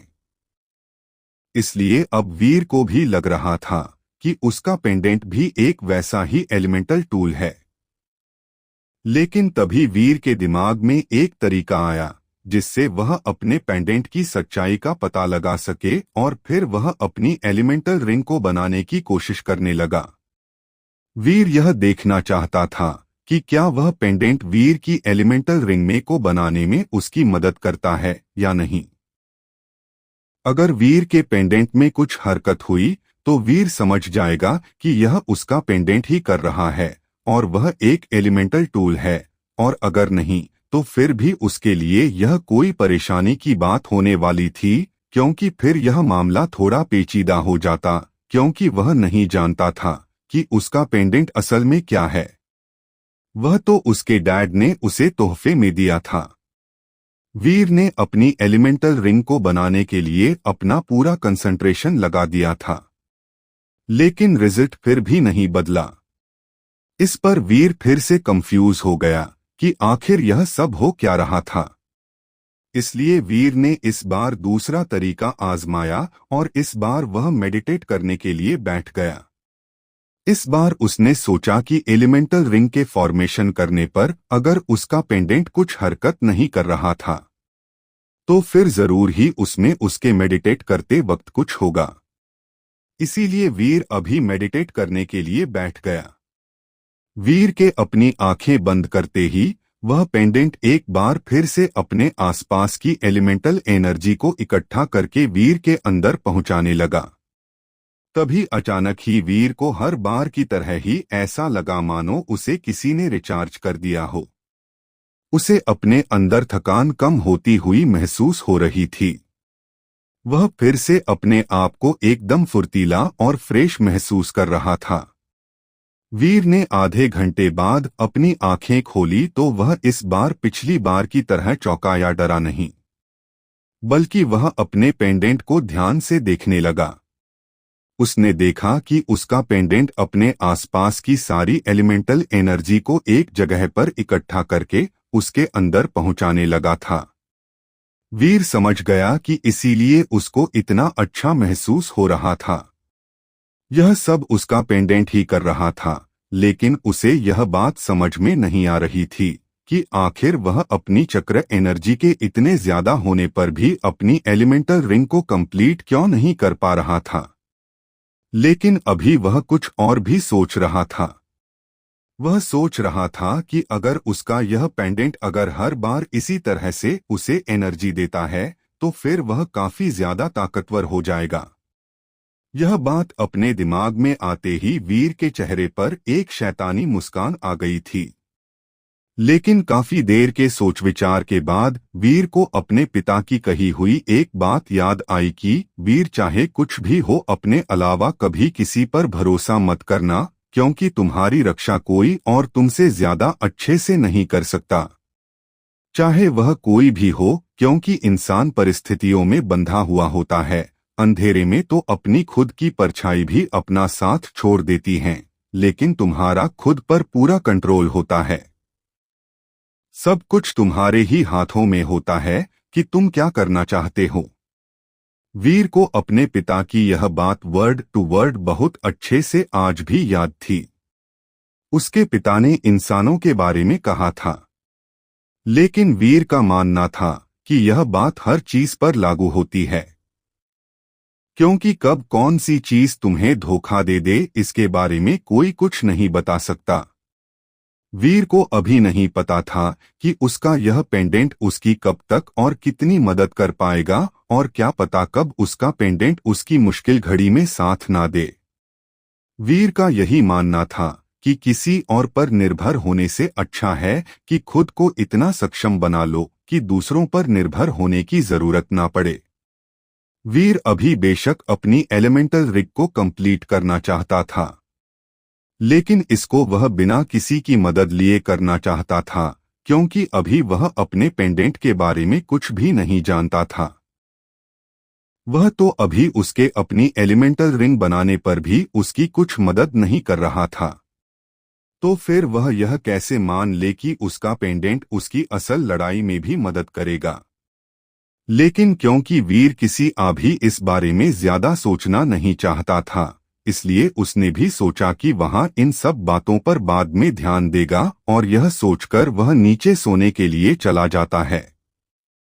अगले दिन वीर अपनी आदत के अनुसार सोया हुआ था और अनुराग उसे जगाने के लिए हिलाए जा रहा था, लेकिन वीर भी तो कुंभकर्ण का भतीजा था। उसने अपना सिर दूसरी तरफ घुमाते हुए नींद में ही अनुराग से कहा, हाँ बस आ रहा हूं, बस 5 मिनट और इतना कहकर वह फिर से सो जाता है।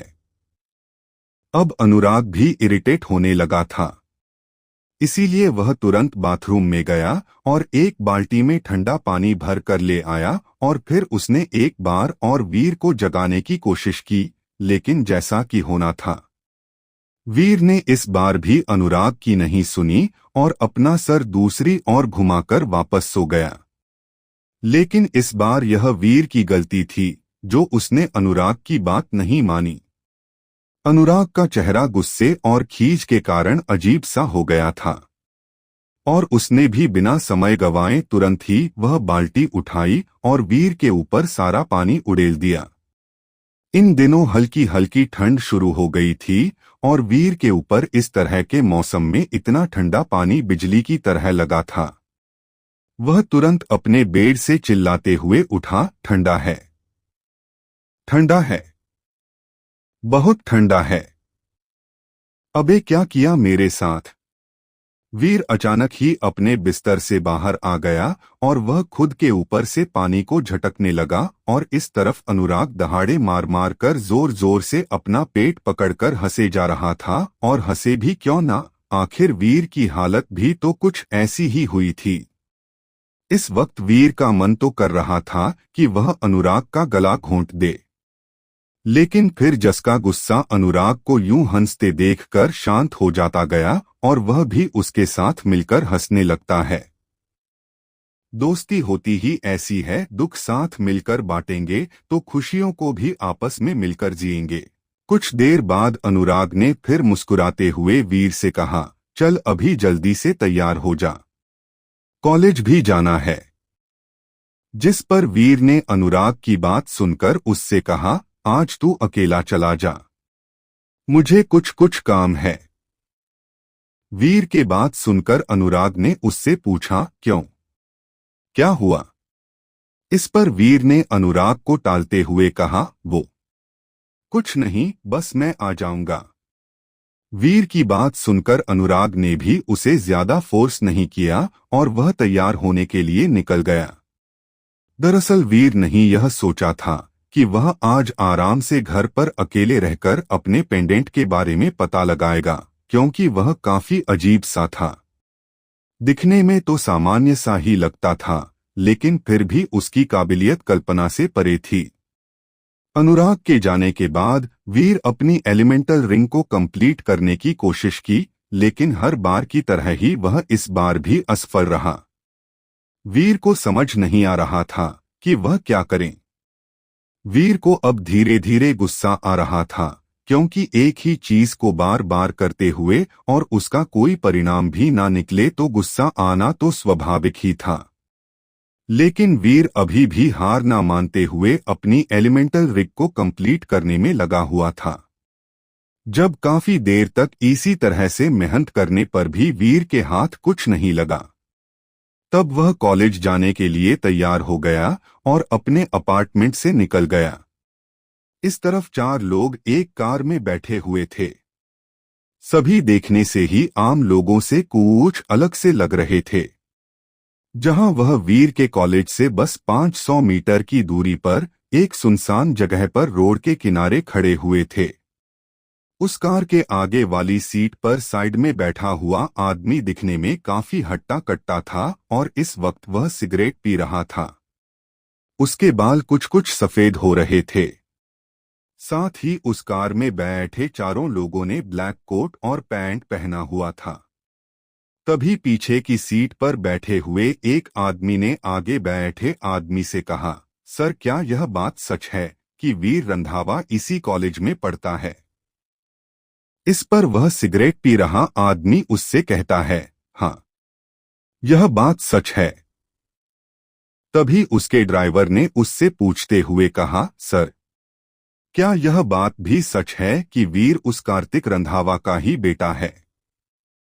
इस पर उस आदमी ने जवाब दिया, हाँ, हमें पूरा यकीन है कि यह वही है। हमें कई सारे सबूत मिले हैं। इस पर पीछे बैठे हुए तीसरे आदमी ने कहा, तो हम फिर इस बात का यहाँ पर वेट क्यों कर रहे हैं? सर चलिए ना, चलकर उसे पकड़ते हैं और उसे हम वहीं पर खत्म कर देते हैं। इस पर उस सिगरेट पी रहे आदमी ने कहा, नहीं, यह तुम जितना सोचते हो इतना आसान भी नहीं है। अभी हम कॉलेज से काफी करीब है और अगर हमारे इसके इतने होने की बात कॉलेज अथॉरिटी को पता लगी तो हमारा यह मिशन पानी में मिल जाएगा और उसके साथ ही वीर की मदद के लिए भी कई सारे लोग आ जाएंगे। वह कोई आम लोग नहीं बल्कि ट्रेन्ड एलिमेंटल यूजर्स होंगे, जिनसे लड़ना अभी हमारे बस की बात नहीं है। अपने बॉस की इस तरह की बातों को सुनकर उस ड्राइविंग सीट पर बैठे आदमी ने चुपचाप अपनी गर्दन को हाँ में हिला दिया। अब उसे समझ में आया कि वह आखिर ड्राइवर और उसके पास बैठा आदमी उनका हेड क्यों थे। सब बस सोचने का ही नजरिया था। करीब आधे घंटे बाद वीर अपने कॉलेज के काफी करीब पहुंच गया था। अभी वह कुछ किलोमीटर की दूरी पर था। तभी वीर को उस कार में से एक आदमी ने नीचे उतरकर अपना हाथ दिखाकर रुकवा लिया। वीर को कुछ समझ में नहीं आया, इसलिए उसे लगा कि कोई लिफ्ट मांगना चाहता था। इसीलिए उसने वहां पर अपनी कार को रोक दिया और फिर वीर ने उसे अपनी कार के अंदर बैठने का इशारा किया। वीर का इशारा मिलने पर भी वह आदमी अपनी जगह से नहीं हिला और वहीं पर वीर की कार के सामने उसका रास्ता रोककर खड़ा रहा। वीर को यह सब देखकर थोड़ा अजीब लगा, लेकिन फिर उसने अपनी कार का शीशा नीचे किया और अपना सर कार से बाहर निकालते हुए कहा, अरे भाई, बैठना है तो बैठो, वरना मेरे रास्ते से हटो। मुझे कॉलेज जाना है। मैं पहले ही लेट हो चुका हूं। लेकिन वीर की बात सुनकर वह आदमी बस मुस्कुराने लगा और तभी वीर ने देखा कि उस आदमी से कुछ कदम की दूरी पर जो ब्लैक कार रोड के एक तरफ खड़ी थी, उसमें से 3 लोग और उतरकर उस आदमी के पीछे जाकर खड़े हो गए। वीर को उन सबके इस तरह से उसका रास्ता रोककर खड़े होने पर अच्छी फीलिंग नहीं आ रही थी। इसीलिए उसने उन लोगों से बिना बात घुमाए ही सीधे पूछा, कौन हो तुम लोग? जिस पर उन लोगों में से वही पहला आदमी जिसने वीर को रुकवाया था, वह कहता है, इससे तुम्हारा कोई मतलब नहीं है, क्योंकि तुम बहुत ही जल्द मरने वाले हो। वीर को यह सुनकर अजीब लगा, इसलिए उसने अपने चेहरे पर गंभीर भाव लाते हुए उनसे पूछा, तुम कहना क्या चाहते हो, क्या मतलब है तुम्हारा? इस पर उस आदमी ने जवाब दिया, कुछ नहीं, बस किसी और की दुश्मनी तुम पर उतारने आए हैं। इस पर वीर ने फिर पूछा, किसकी दुश्मनी? कैसी दुश्मनी? और आप किसकी बात कर रहे हो? लेकिन वीर की बात सुनने के लिए वह लोग वहां पर पहले की तरह सीधे नहीं खड़े थे, जबकि उन्होंने तो अपनी एलिमेंटल रिग को बनाना भी शुरू कर दिया था। अब वीर समझ गया था कि ऐसे काम नहीं बनने वाला है। इसीलिए उसने भी अपनी आगे की होने वाली लड़ाई के लिए खुद को तैयार कर लिया और बिना समय गंवाए एक आदमी की तरह वह बढ़ गया। लेकिन वह आदमी तो उससे भी कहीं ज्यादा तेज और ताकतवर था, बल्कि वही नहीं, सभी 4 आदमी बहुत ताकतवर थे। उन्होंने तो अपनी एलिमेंटल रिंग भी कंप्लीट कर ली थी। इसी बात से वीर को पता चल रहा था कि वह कई सालों से इसके प्रैक्टिस कर रहे हैं, क्योंकि एलिमेंटल रिंग को बनाने के काफी समय चाहिए होता था। लेकिन उन्होंने बस कुछ ही देर में अपनी एलिमेंट रिंग को कंप्लीट कर लिया था। यहाँ तक कि वीर तो अपनी एलिमेंटल रिंग को सिर्फ 40% ही कंप्लीट कर पाता था और पिछले कुछ दिनों से तो वह यह भी नहीं कर पा रहा था। तभी उनमें से उसी पहले आदमी ने अपने फायर एलिमेंटल रिग से वीर पर हमला कर दिया। शायद उन लोगों ने वीर को काफी कम आंक लिया था। वह वीर को काफी कमजोर समझ रहे थे, लेकिन उनका यह भ्रम तोड़ने के लिए वीर उन्हें वहीं रोकने के लिए तैयार खड़ा था। वह इस हमले के लिए पहले से ही तैयार था।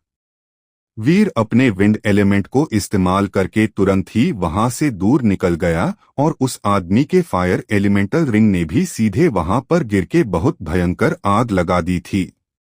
वीर उस आग की गर्मी को देखकर हैरान रह गया था, क्योंकि फायर एलिमेंटल यूजर्स कभी भी अपने एलिमेंटल रिंग से इतनी ताकतवर आग को पैदा नहीं कर पाते थे। सिर्फ कुछ चुनिंदा लोग ही ऐसा कर पाते थे। इसीलिए वीर अब यह तो समझ गया था कि उसके सामने जो लोग खड़े थे वह कोई आम लोग नहीं थे, बल्कि काफी ज्यादा ट्रेंड एलिमेंटल यूजर्स थे। अभी वीर यह सब सोच रहा था कि तभी वीर को चौंकाने के लिए उसके ऊपर किसी ने पीछे से वाइंड एलिमेंटल रिंग का हमला कर दिया, जिसकी वजह से वह करीब 10 मीटर दूर जाकर गिरा और उसे कई जगह पर खरोंचें भी आ गई थी और कुछ में से खून भी निकल रहा था। वीर जमीन पर पड़ा हुआ कराह रहा था और खड़े होने की कोशिश कर रहा था कि तभी उस पर तीसरा हमला हुआ, जो कि वाटर एलिमेंट रिंग से हुआ था। जैसे ही वह हमला वीर पर हुआ, तब किसी ने जैसे गोली की रफ्तार से उसके ऊपर पानी दाग दिया हो। वह एक बार फिर से उड़ता हुआ 10 से 15 मीटर दूर तक घसीटते हुए जाकर गिरा। वीर को ऐसा लगा जैसे उसकी सारी हड्डियां टूट गई हो। लेकिन तभी वह देखता है कि उसके ऊपर चौथा हमला भी होने वाला है, जो कि उस पर बहुत ही ज्यादा खतरनाक होने वाला था, क्योंकि वह लाइटनिंग रिग से होने वाला था। मगर यह वार वीर को लग जाता तो फिर वह तुरंत ही जलकर खाक हो जाता और किसी राख के ढेर की तरह जमीन पर गिर जाता। तभी वीर ने देखा कि उस चौथे आदमी ने अपनी लाइटनिंग की एलिमेंटल रिंग को कंप्लीट कर लिया है। वह बस वीर पर हमला करने ही वाला था। वीर को एक पल के लिए तो अपनी आंखों के सामने अपनी मौत दिखाई देने लगी थी, लेकिन तभी उसने सोचा कि इस तरह से वह यूं ही मारा जाएगा, तो क्यों ना एक बार इन पर आदमी पूरी ताकत से ही हमला किया जाए। वीर अभी भी कंफ्यूज था, क्योंकि उन आदमियों ने वीर के सामने उसके पिता की भी बातें की थी। वह नहीं जानता था कि उन लोगों का और उसके पिता का क्या कनेक्शन है, लेकिन वीर इतना तो समझ गया था कि वह दोस्ती का कनेक्शन तो नहीं ही रहा होगा। वीर इससे पहले कि अपनी जगह से खड़ा भी हो पाता, उससे पहले ही उस आदमी ने उसके ऊपर अपनी लाइटनिंग स्ट्राइक से हमला कर दिया था। वीर ने जब अपनी तरफ उस लाइटनिंग के हमले को बढ़ते हुए देखा, तब उसने तुरंत ही अपने विंड एलिमेंट का इस्तेमाल करना शुरू किया और तुरंत ही वहां से दूर भाग गया। उसके ऐसा करते वीर जिस जगह पर अभी पड़ा हुआ था, वहां पर एक जोर का धमाका हुआ और उस जमीन में 5 फीट गहरा बड़ा सा गड्ढा बन गया। वीर को अपना विंड एलिमेंट यूज करते हुए देखकर उनमें से एक आदमी, जिसने भी वाटर एलिमेंटल का यूज किया था, उसने अपने बॉस से कहा, बॉस, आपने तो कहा था कि यह बस लाइटनिंग एलिमेंट को ही इस्तेमाल कर सकता है। इस पर उसके बॉस ने कहा, हाँ, खबर तो मुझे भी यही मिली थी। लेकिन फिर उसका बॉस हंसते हुए कहता है, इंटरेस्टिंग, वेरी इंटरेस्टिंग। यह बिल्कुल अपने बाप पर गया है, उसे भी मारने में बहुत परेशानी हुई थी। सच में पता नहीं किस मिट्टी का बना था। मुझे तो लगा था कि उसके जैसा ताकतवर एलिमेंटल यूजर कोई और इस दुनिया में होगा ही नहीं, और मुझे तो लगा था कि मैं कभी भी अब इतने ताकतवर इंसान से कभी लड़ाई ही नहीं कर पाऊंगा। लेकिन लगता है कि उसका बेटा मेरी इस इच्छा को पूरा कर देगा। माना कि यह काफी ज्यादा कमजोर है, लेकिन मैं अपना काम चला लूंगा। वीर जो अभी घायल हालत में हाफ रहा था, जब उसने उसके मुंह से यह सुना कि उसके पिता को उन लोगों ने ही मिलकर मारा था, तो उसके गुस्से की कोई सीमा नहीं रही। उसे बताया गया था कि उसके पिता का एक्सीडेंट हुआ था, लेकिन वह नहीं जानता था कि उसके पिता को मारा गया था, और उनमें यह लोग भी शामिल थे। वीर को जैसे अचानक ही अपनी जिंदगी का एक नया मकसद मिल गया था। वह अपने पिता से बहुत प्यार करता था, और उसके पिता के जाने के बाद उसकी जिंदगी में बहुत ही बड़ा बदलाव आ गया था। लेकिन फिर भी वीर ने कभी हार नहीं मानी थी, और वह आज जब यहाँ पर उसके पिता के कातिल सामने खड़े थे, तो फिर वह हार कैसे मान सकता था। उसकी यह खरोचे और घाव अपने पिता की मौत के बदले से ज्यादा जरूरी नहीं थे। तभी वीर को खांसी आई और उसके मुंह से खून का फव्वारा निकल पड़ा। उसके मुंह से खून टपक रहा था, जिससे वहां की जमीन लाल हो गई थी और उसके कपड़े भी खून में भीग गए थे। कुछ बूंदें उसके उस सुंदर से पेंडेंट पर भी गिर गई थी, जिसके कारण वह हल्का सा चमकने लगा था, जैसे वह वीर के खून को पहचानता हो। तभी वीर ने उन लोगों से कहा, तुम लोगों ने आज बहुत बड़ी गलती कर दी है, यह तुम्हें नहीं करना चाहिए था। तुमने मेरे पिता को मारा, अब तुम्हारी बारी है। वीर की बात सुनकर वह चारों हंसने लगे। वहां उन्हीं में से एक ने अपने वाटर एलिमेंट को इस्तेमाल करते हुए वीर पर एक बार फिर से हमला किया। लेकिन वीर, जो कि इस हमले के लिए पहले से ही तैयार था, वह तुरंत ही अपने वाइंड एलिमेंट को इस्तेमाल करते हुए सीधा उस जगह से हट गया और उल्टा बहुत सी वाटर एलिमेंटल यूजर के पास जाने लगा। वह आदमी पहले तो वीर को अपनी तरफ आते हुए देखकर मुस्कुराने लगा और फिर उसने बोला, तुम्हें क्या लगता है कि तुम मुझे इतनी आसानी से हरा दोगे? भूलो मत, मैं तुमसे काफी ज्यादा सीनियर हूं और ताकतवर भी। मेरी चक्र एनर्जी तुमसे कई गुना ज्यादा ताकतवर है। तुम मेरा कुछ नहीं बिगाड़ सकते। तुम तो अभी अपनी एलिमेंटल रिग को बनाना भी नहीं सीख पाए हो। उसके बिना तुम मेरे सामने मच्छर के अलावा और कुछ भी नहीं हो।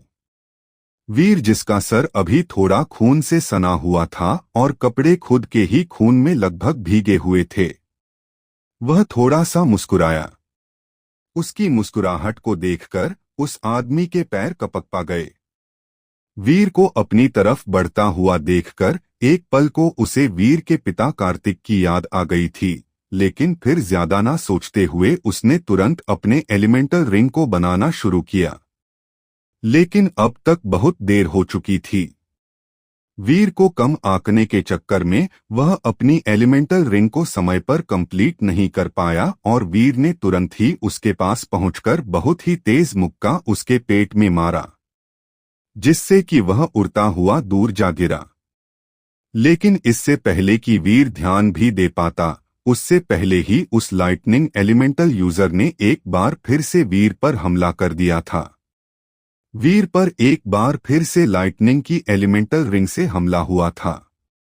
लेकिन जैसे वह लाइटनिंग वीर को लगने वाली थी कि उससे पहले ही वीर के आसपास उसकी खुद की लाइटनिंग एनर्जी ने उसे घेर लिया और वहां पर्पल रंग के स्पार्क्स में घिर गया था। इस वक्त वह किसी भगवान से कम नहीं लग रहा था और फिर जैसे ही उस लाइटनिंग ने वीर को छुआ, उसे कुछ भी नहीं हुआ। यह सब बाकी के तीनों आदमी देखकर हैरान रह गए थे, क्योंकि यह होना संभव ही नहीं था। वीर की चक्र एनर्जी बहुत ही ज्यादा कमजोर थी और उसने तो अभी अपने एलिमेंटस को कंट्रोल करना सीखा ही था। यहां तक कि वह अपनी एलिमेंटल रिंग तक को कंप्लीट नहीं कर पाता था। तो फिर वह इतनी खतरनाक हमले से कैसे बच गया? वीर ने फिर तुरंत अपना ज्यादा समय ना गवाते हुए अपनी ताकत को इकट्ठा किया और लाइटनिंग एलिमेंट के हमले के लिए तैयार हो गया। उसने उसी आदमी पर अपना हमला किया जिसने अभी अभी उस पर लाइटनिंग से हमला किया था। वीर के पास लाइटनिंग दो तरह की थी, एक पर्पल रंग की और दूसरी सफेद, और वीर के इस रहस्य को बहुत ही कम लोग जानते थे। इस वक्त वह दोनों ही लाइटनिंग आपस में मिली हुई थी, जिससे वह बहुत ही ज्यादा सुंदर और खतरनाक लग रही थी। वीर की लाइटनिंग ने जैसे ही उस आदमी को छुआ, वह आदमी उसी वक्त पूरी तरह से पर्पल और सफेद रंग में चमकने लगा। उसके चेहरे पर कई जगह दरारें आ गई और उन दरारों में से पर्पल और सफेद रंग निकल रहा था और फिर देखते ही देखते उसका शरीर फटकर मांस में बदल गया। लेकिन इससे पहले कि उस आदमी के टुकड़े जमीन को छू भी पाते, उससे पहले ही वह जलकर खाक हो गए और राख हवा के साथ ही उड़ गई। बाकी के तीनों लोग यह देखकर हैरान रह गए थे। उन्हें तो समझ में ही नहीं आ रहा था कि आखिर वीर ने यह किया तो किया कैसे, लेकिन तभी उन लोगों के बॉस ने तुरंत अपने फायर एलिमेंटल का इस्तेमाल करते हुए उसकी एलिमेंटल रिग को बनाया और तुरंत ही वीर पर हमला कर दिया।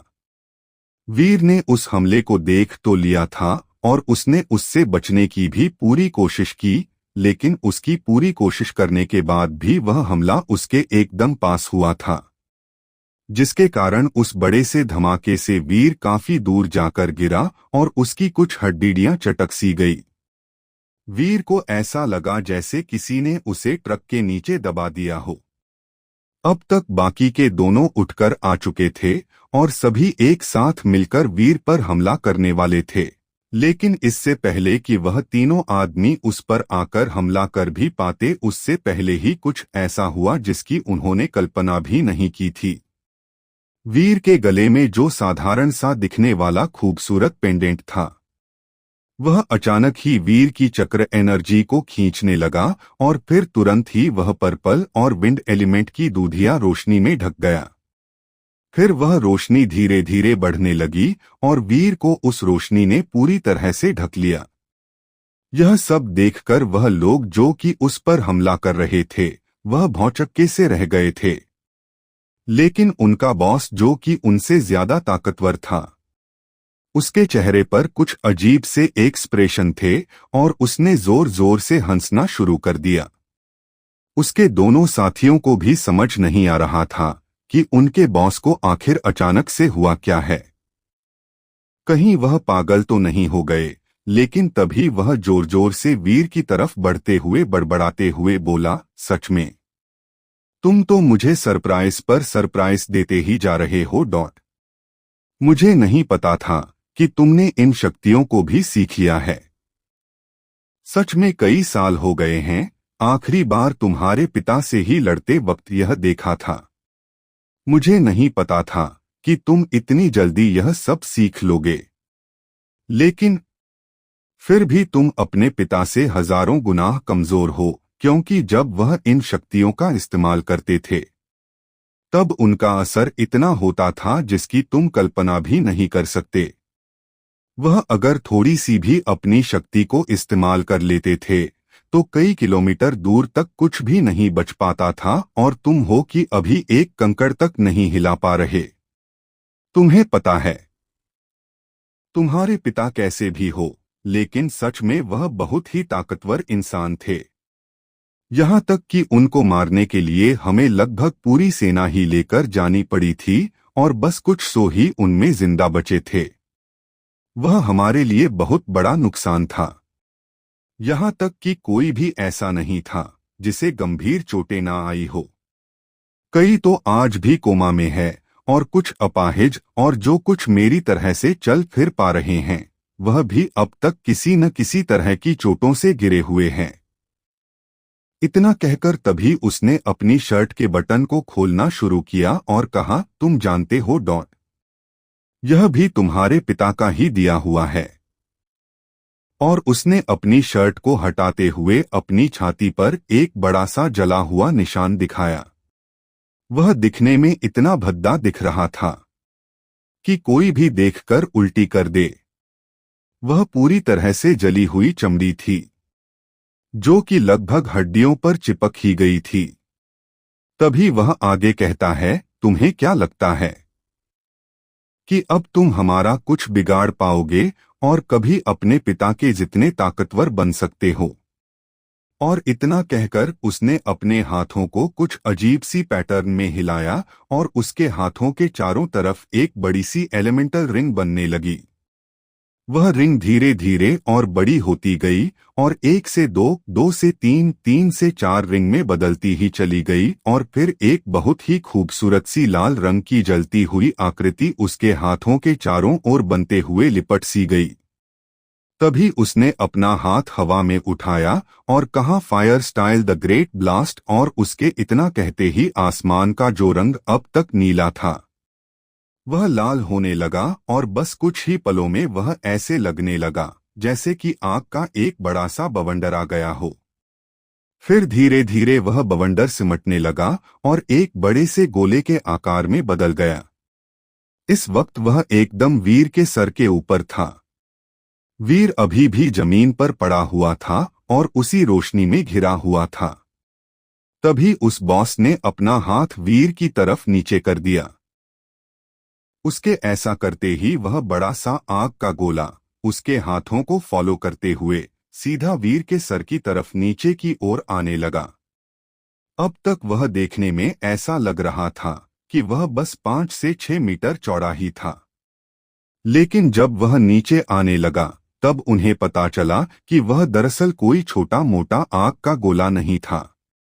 बल्कि वह आसमान में बहुत ऊपर था, जिसकी वजह से वह उन्हें छोटा दिखाई दे रहा था। और अब जब वह नीचे आ रहा था तब ऐसा लग रहा था कि कोई बड़ा सा एस्ट्रॉयड नीचे आ रहा हो।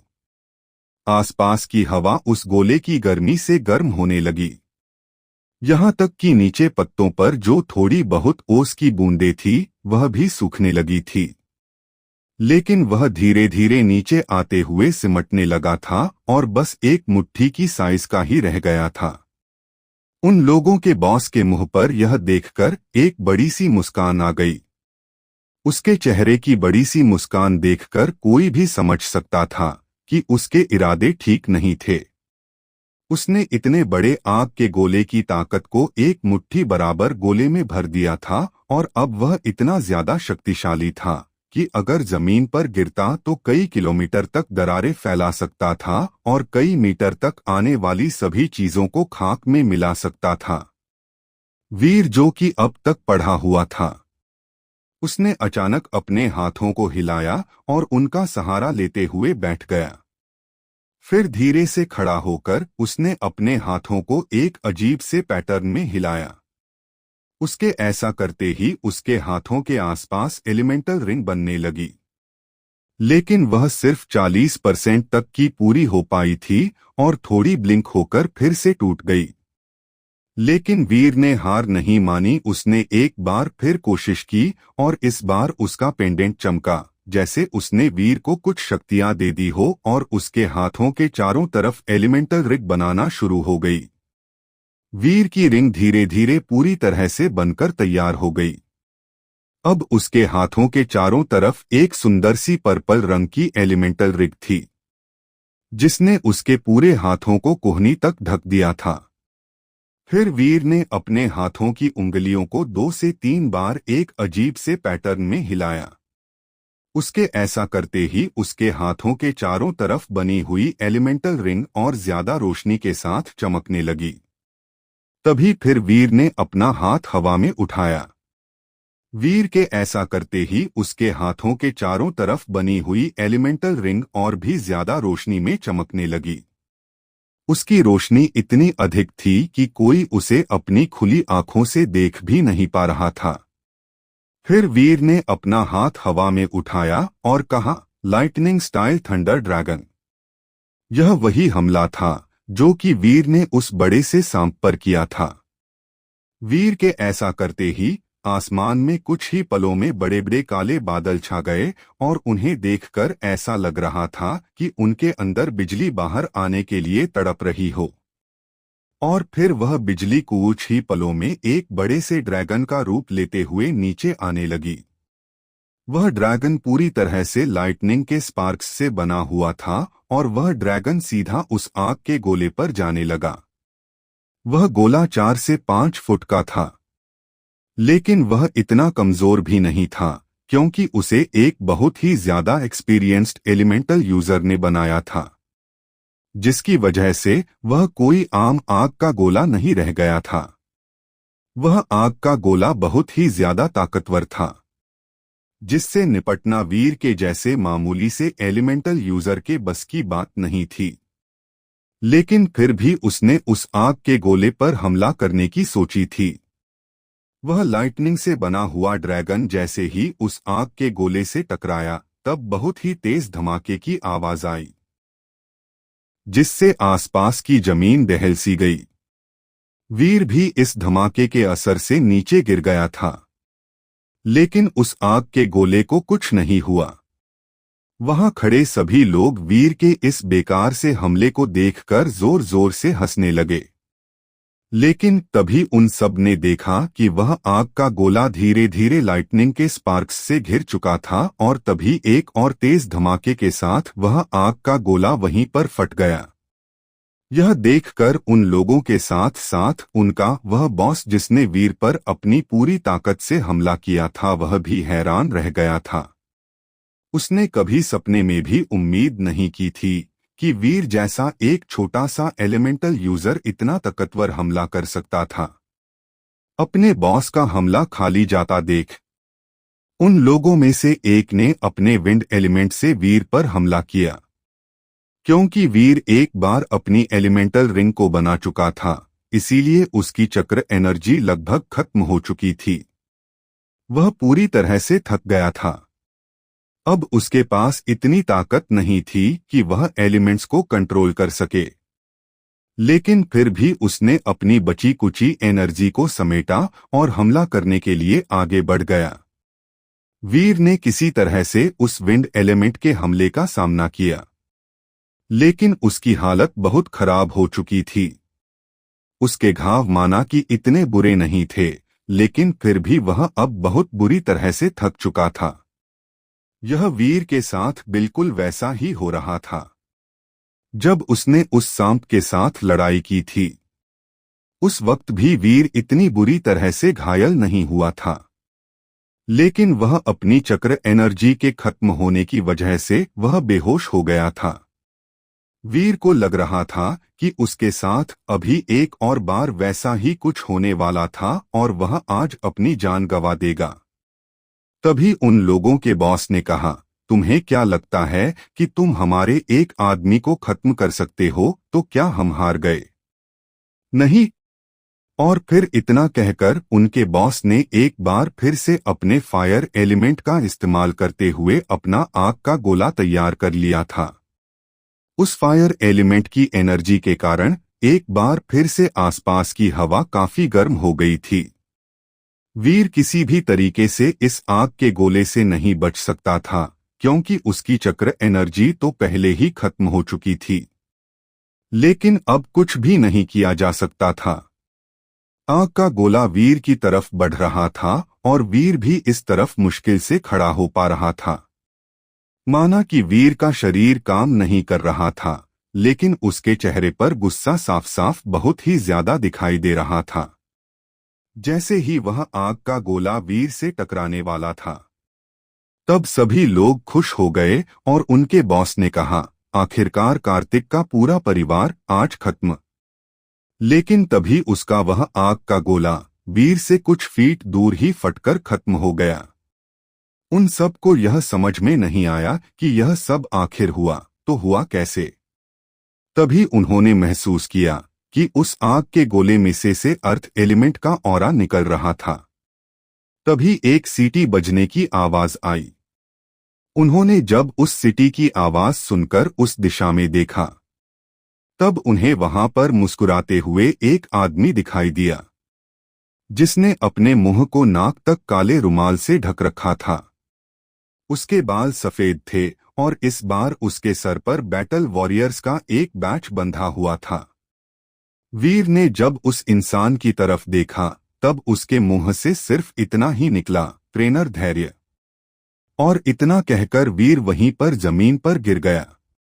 दरअसल वीर पर अभी जो हमला हुआ था, जिसे वीर ने अपने लाइटनिंग एलिमेंट से नष्ट कर दिया था, उससे बहुत ही तेज धमाके की आवाज निकली थी, जो बहुत तेज थी, जो कि 500 मीटर दूर कॉलेज में भी आराम से सुनाई दी थी।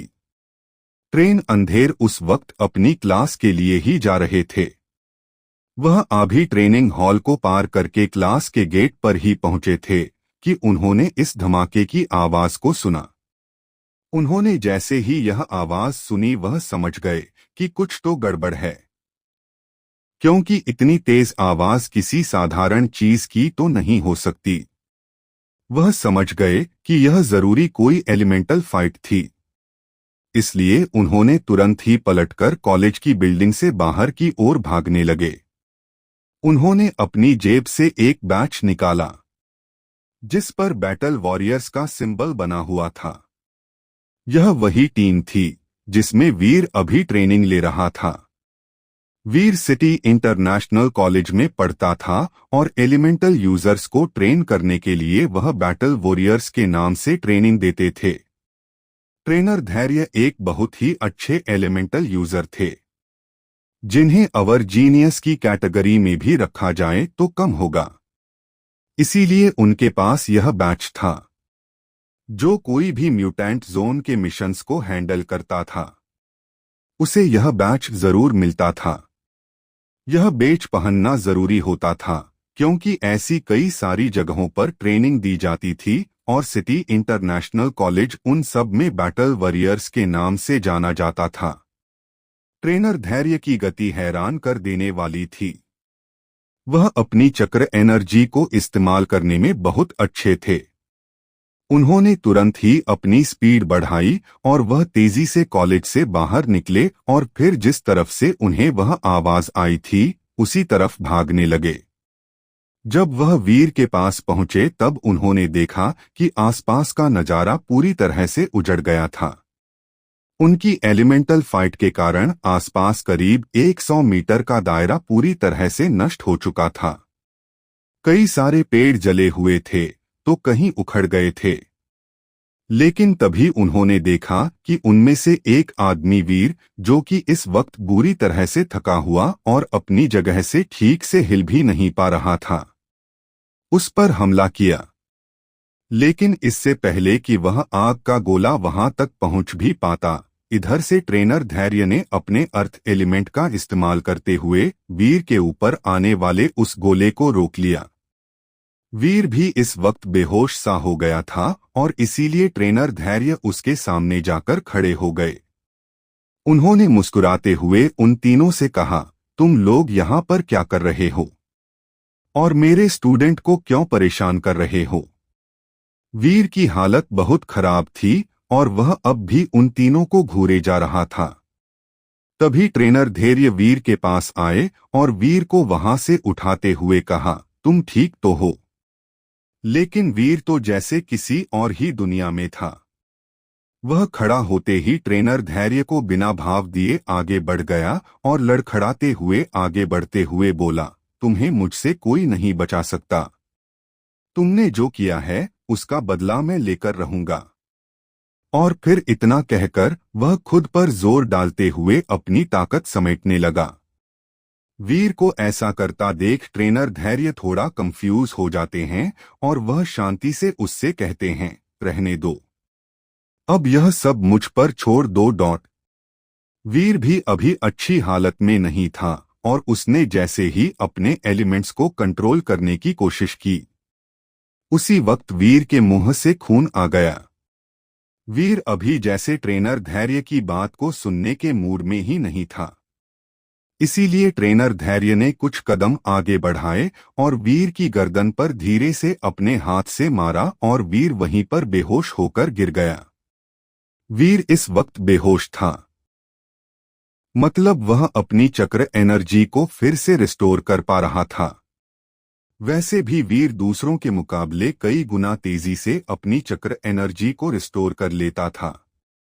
इस तरफ ट्रेनर धैर्य ने बस कुछ ही हमलों में उन तीनों की हालत खराब कर दी थी।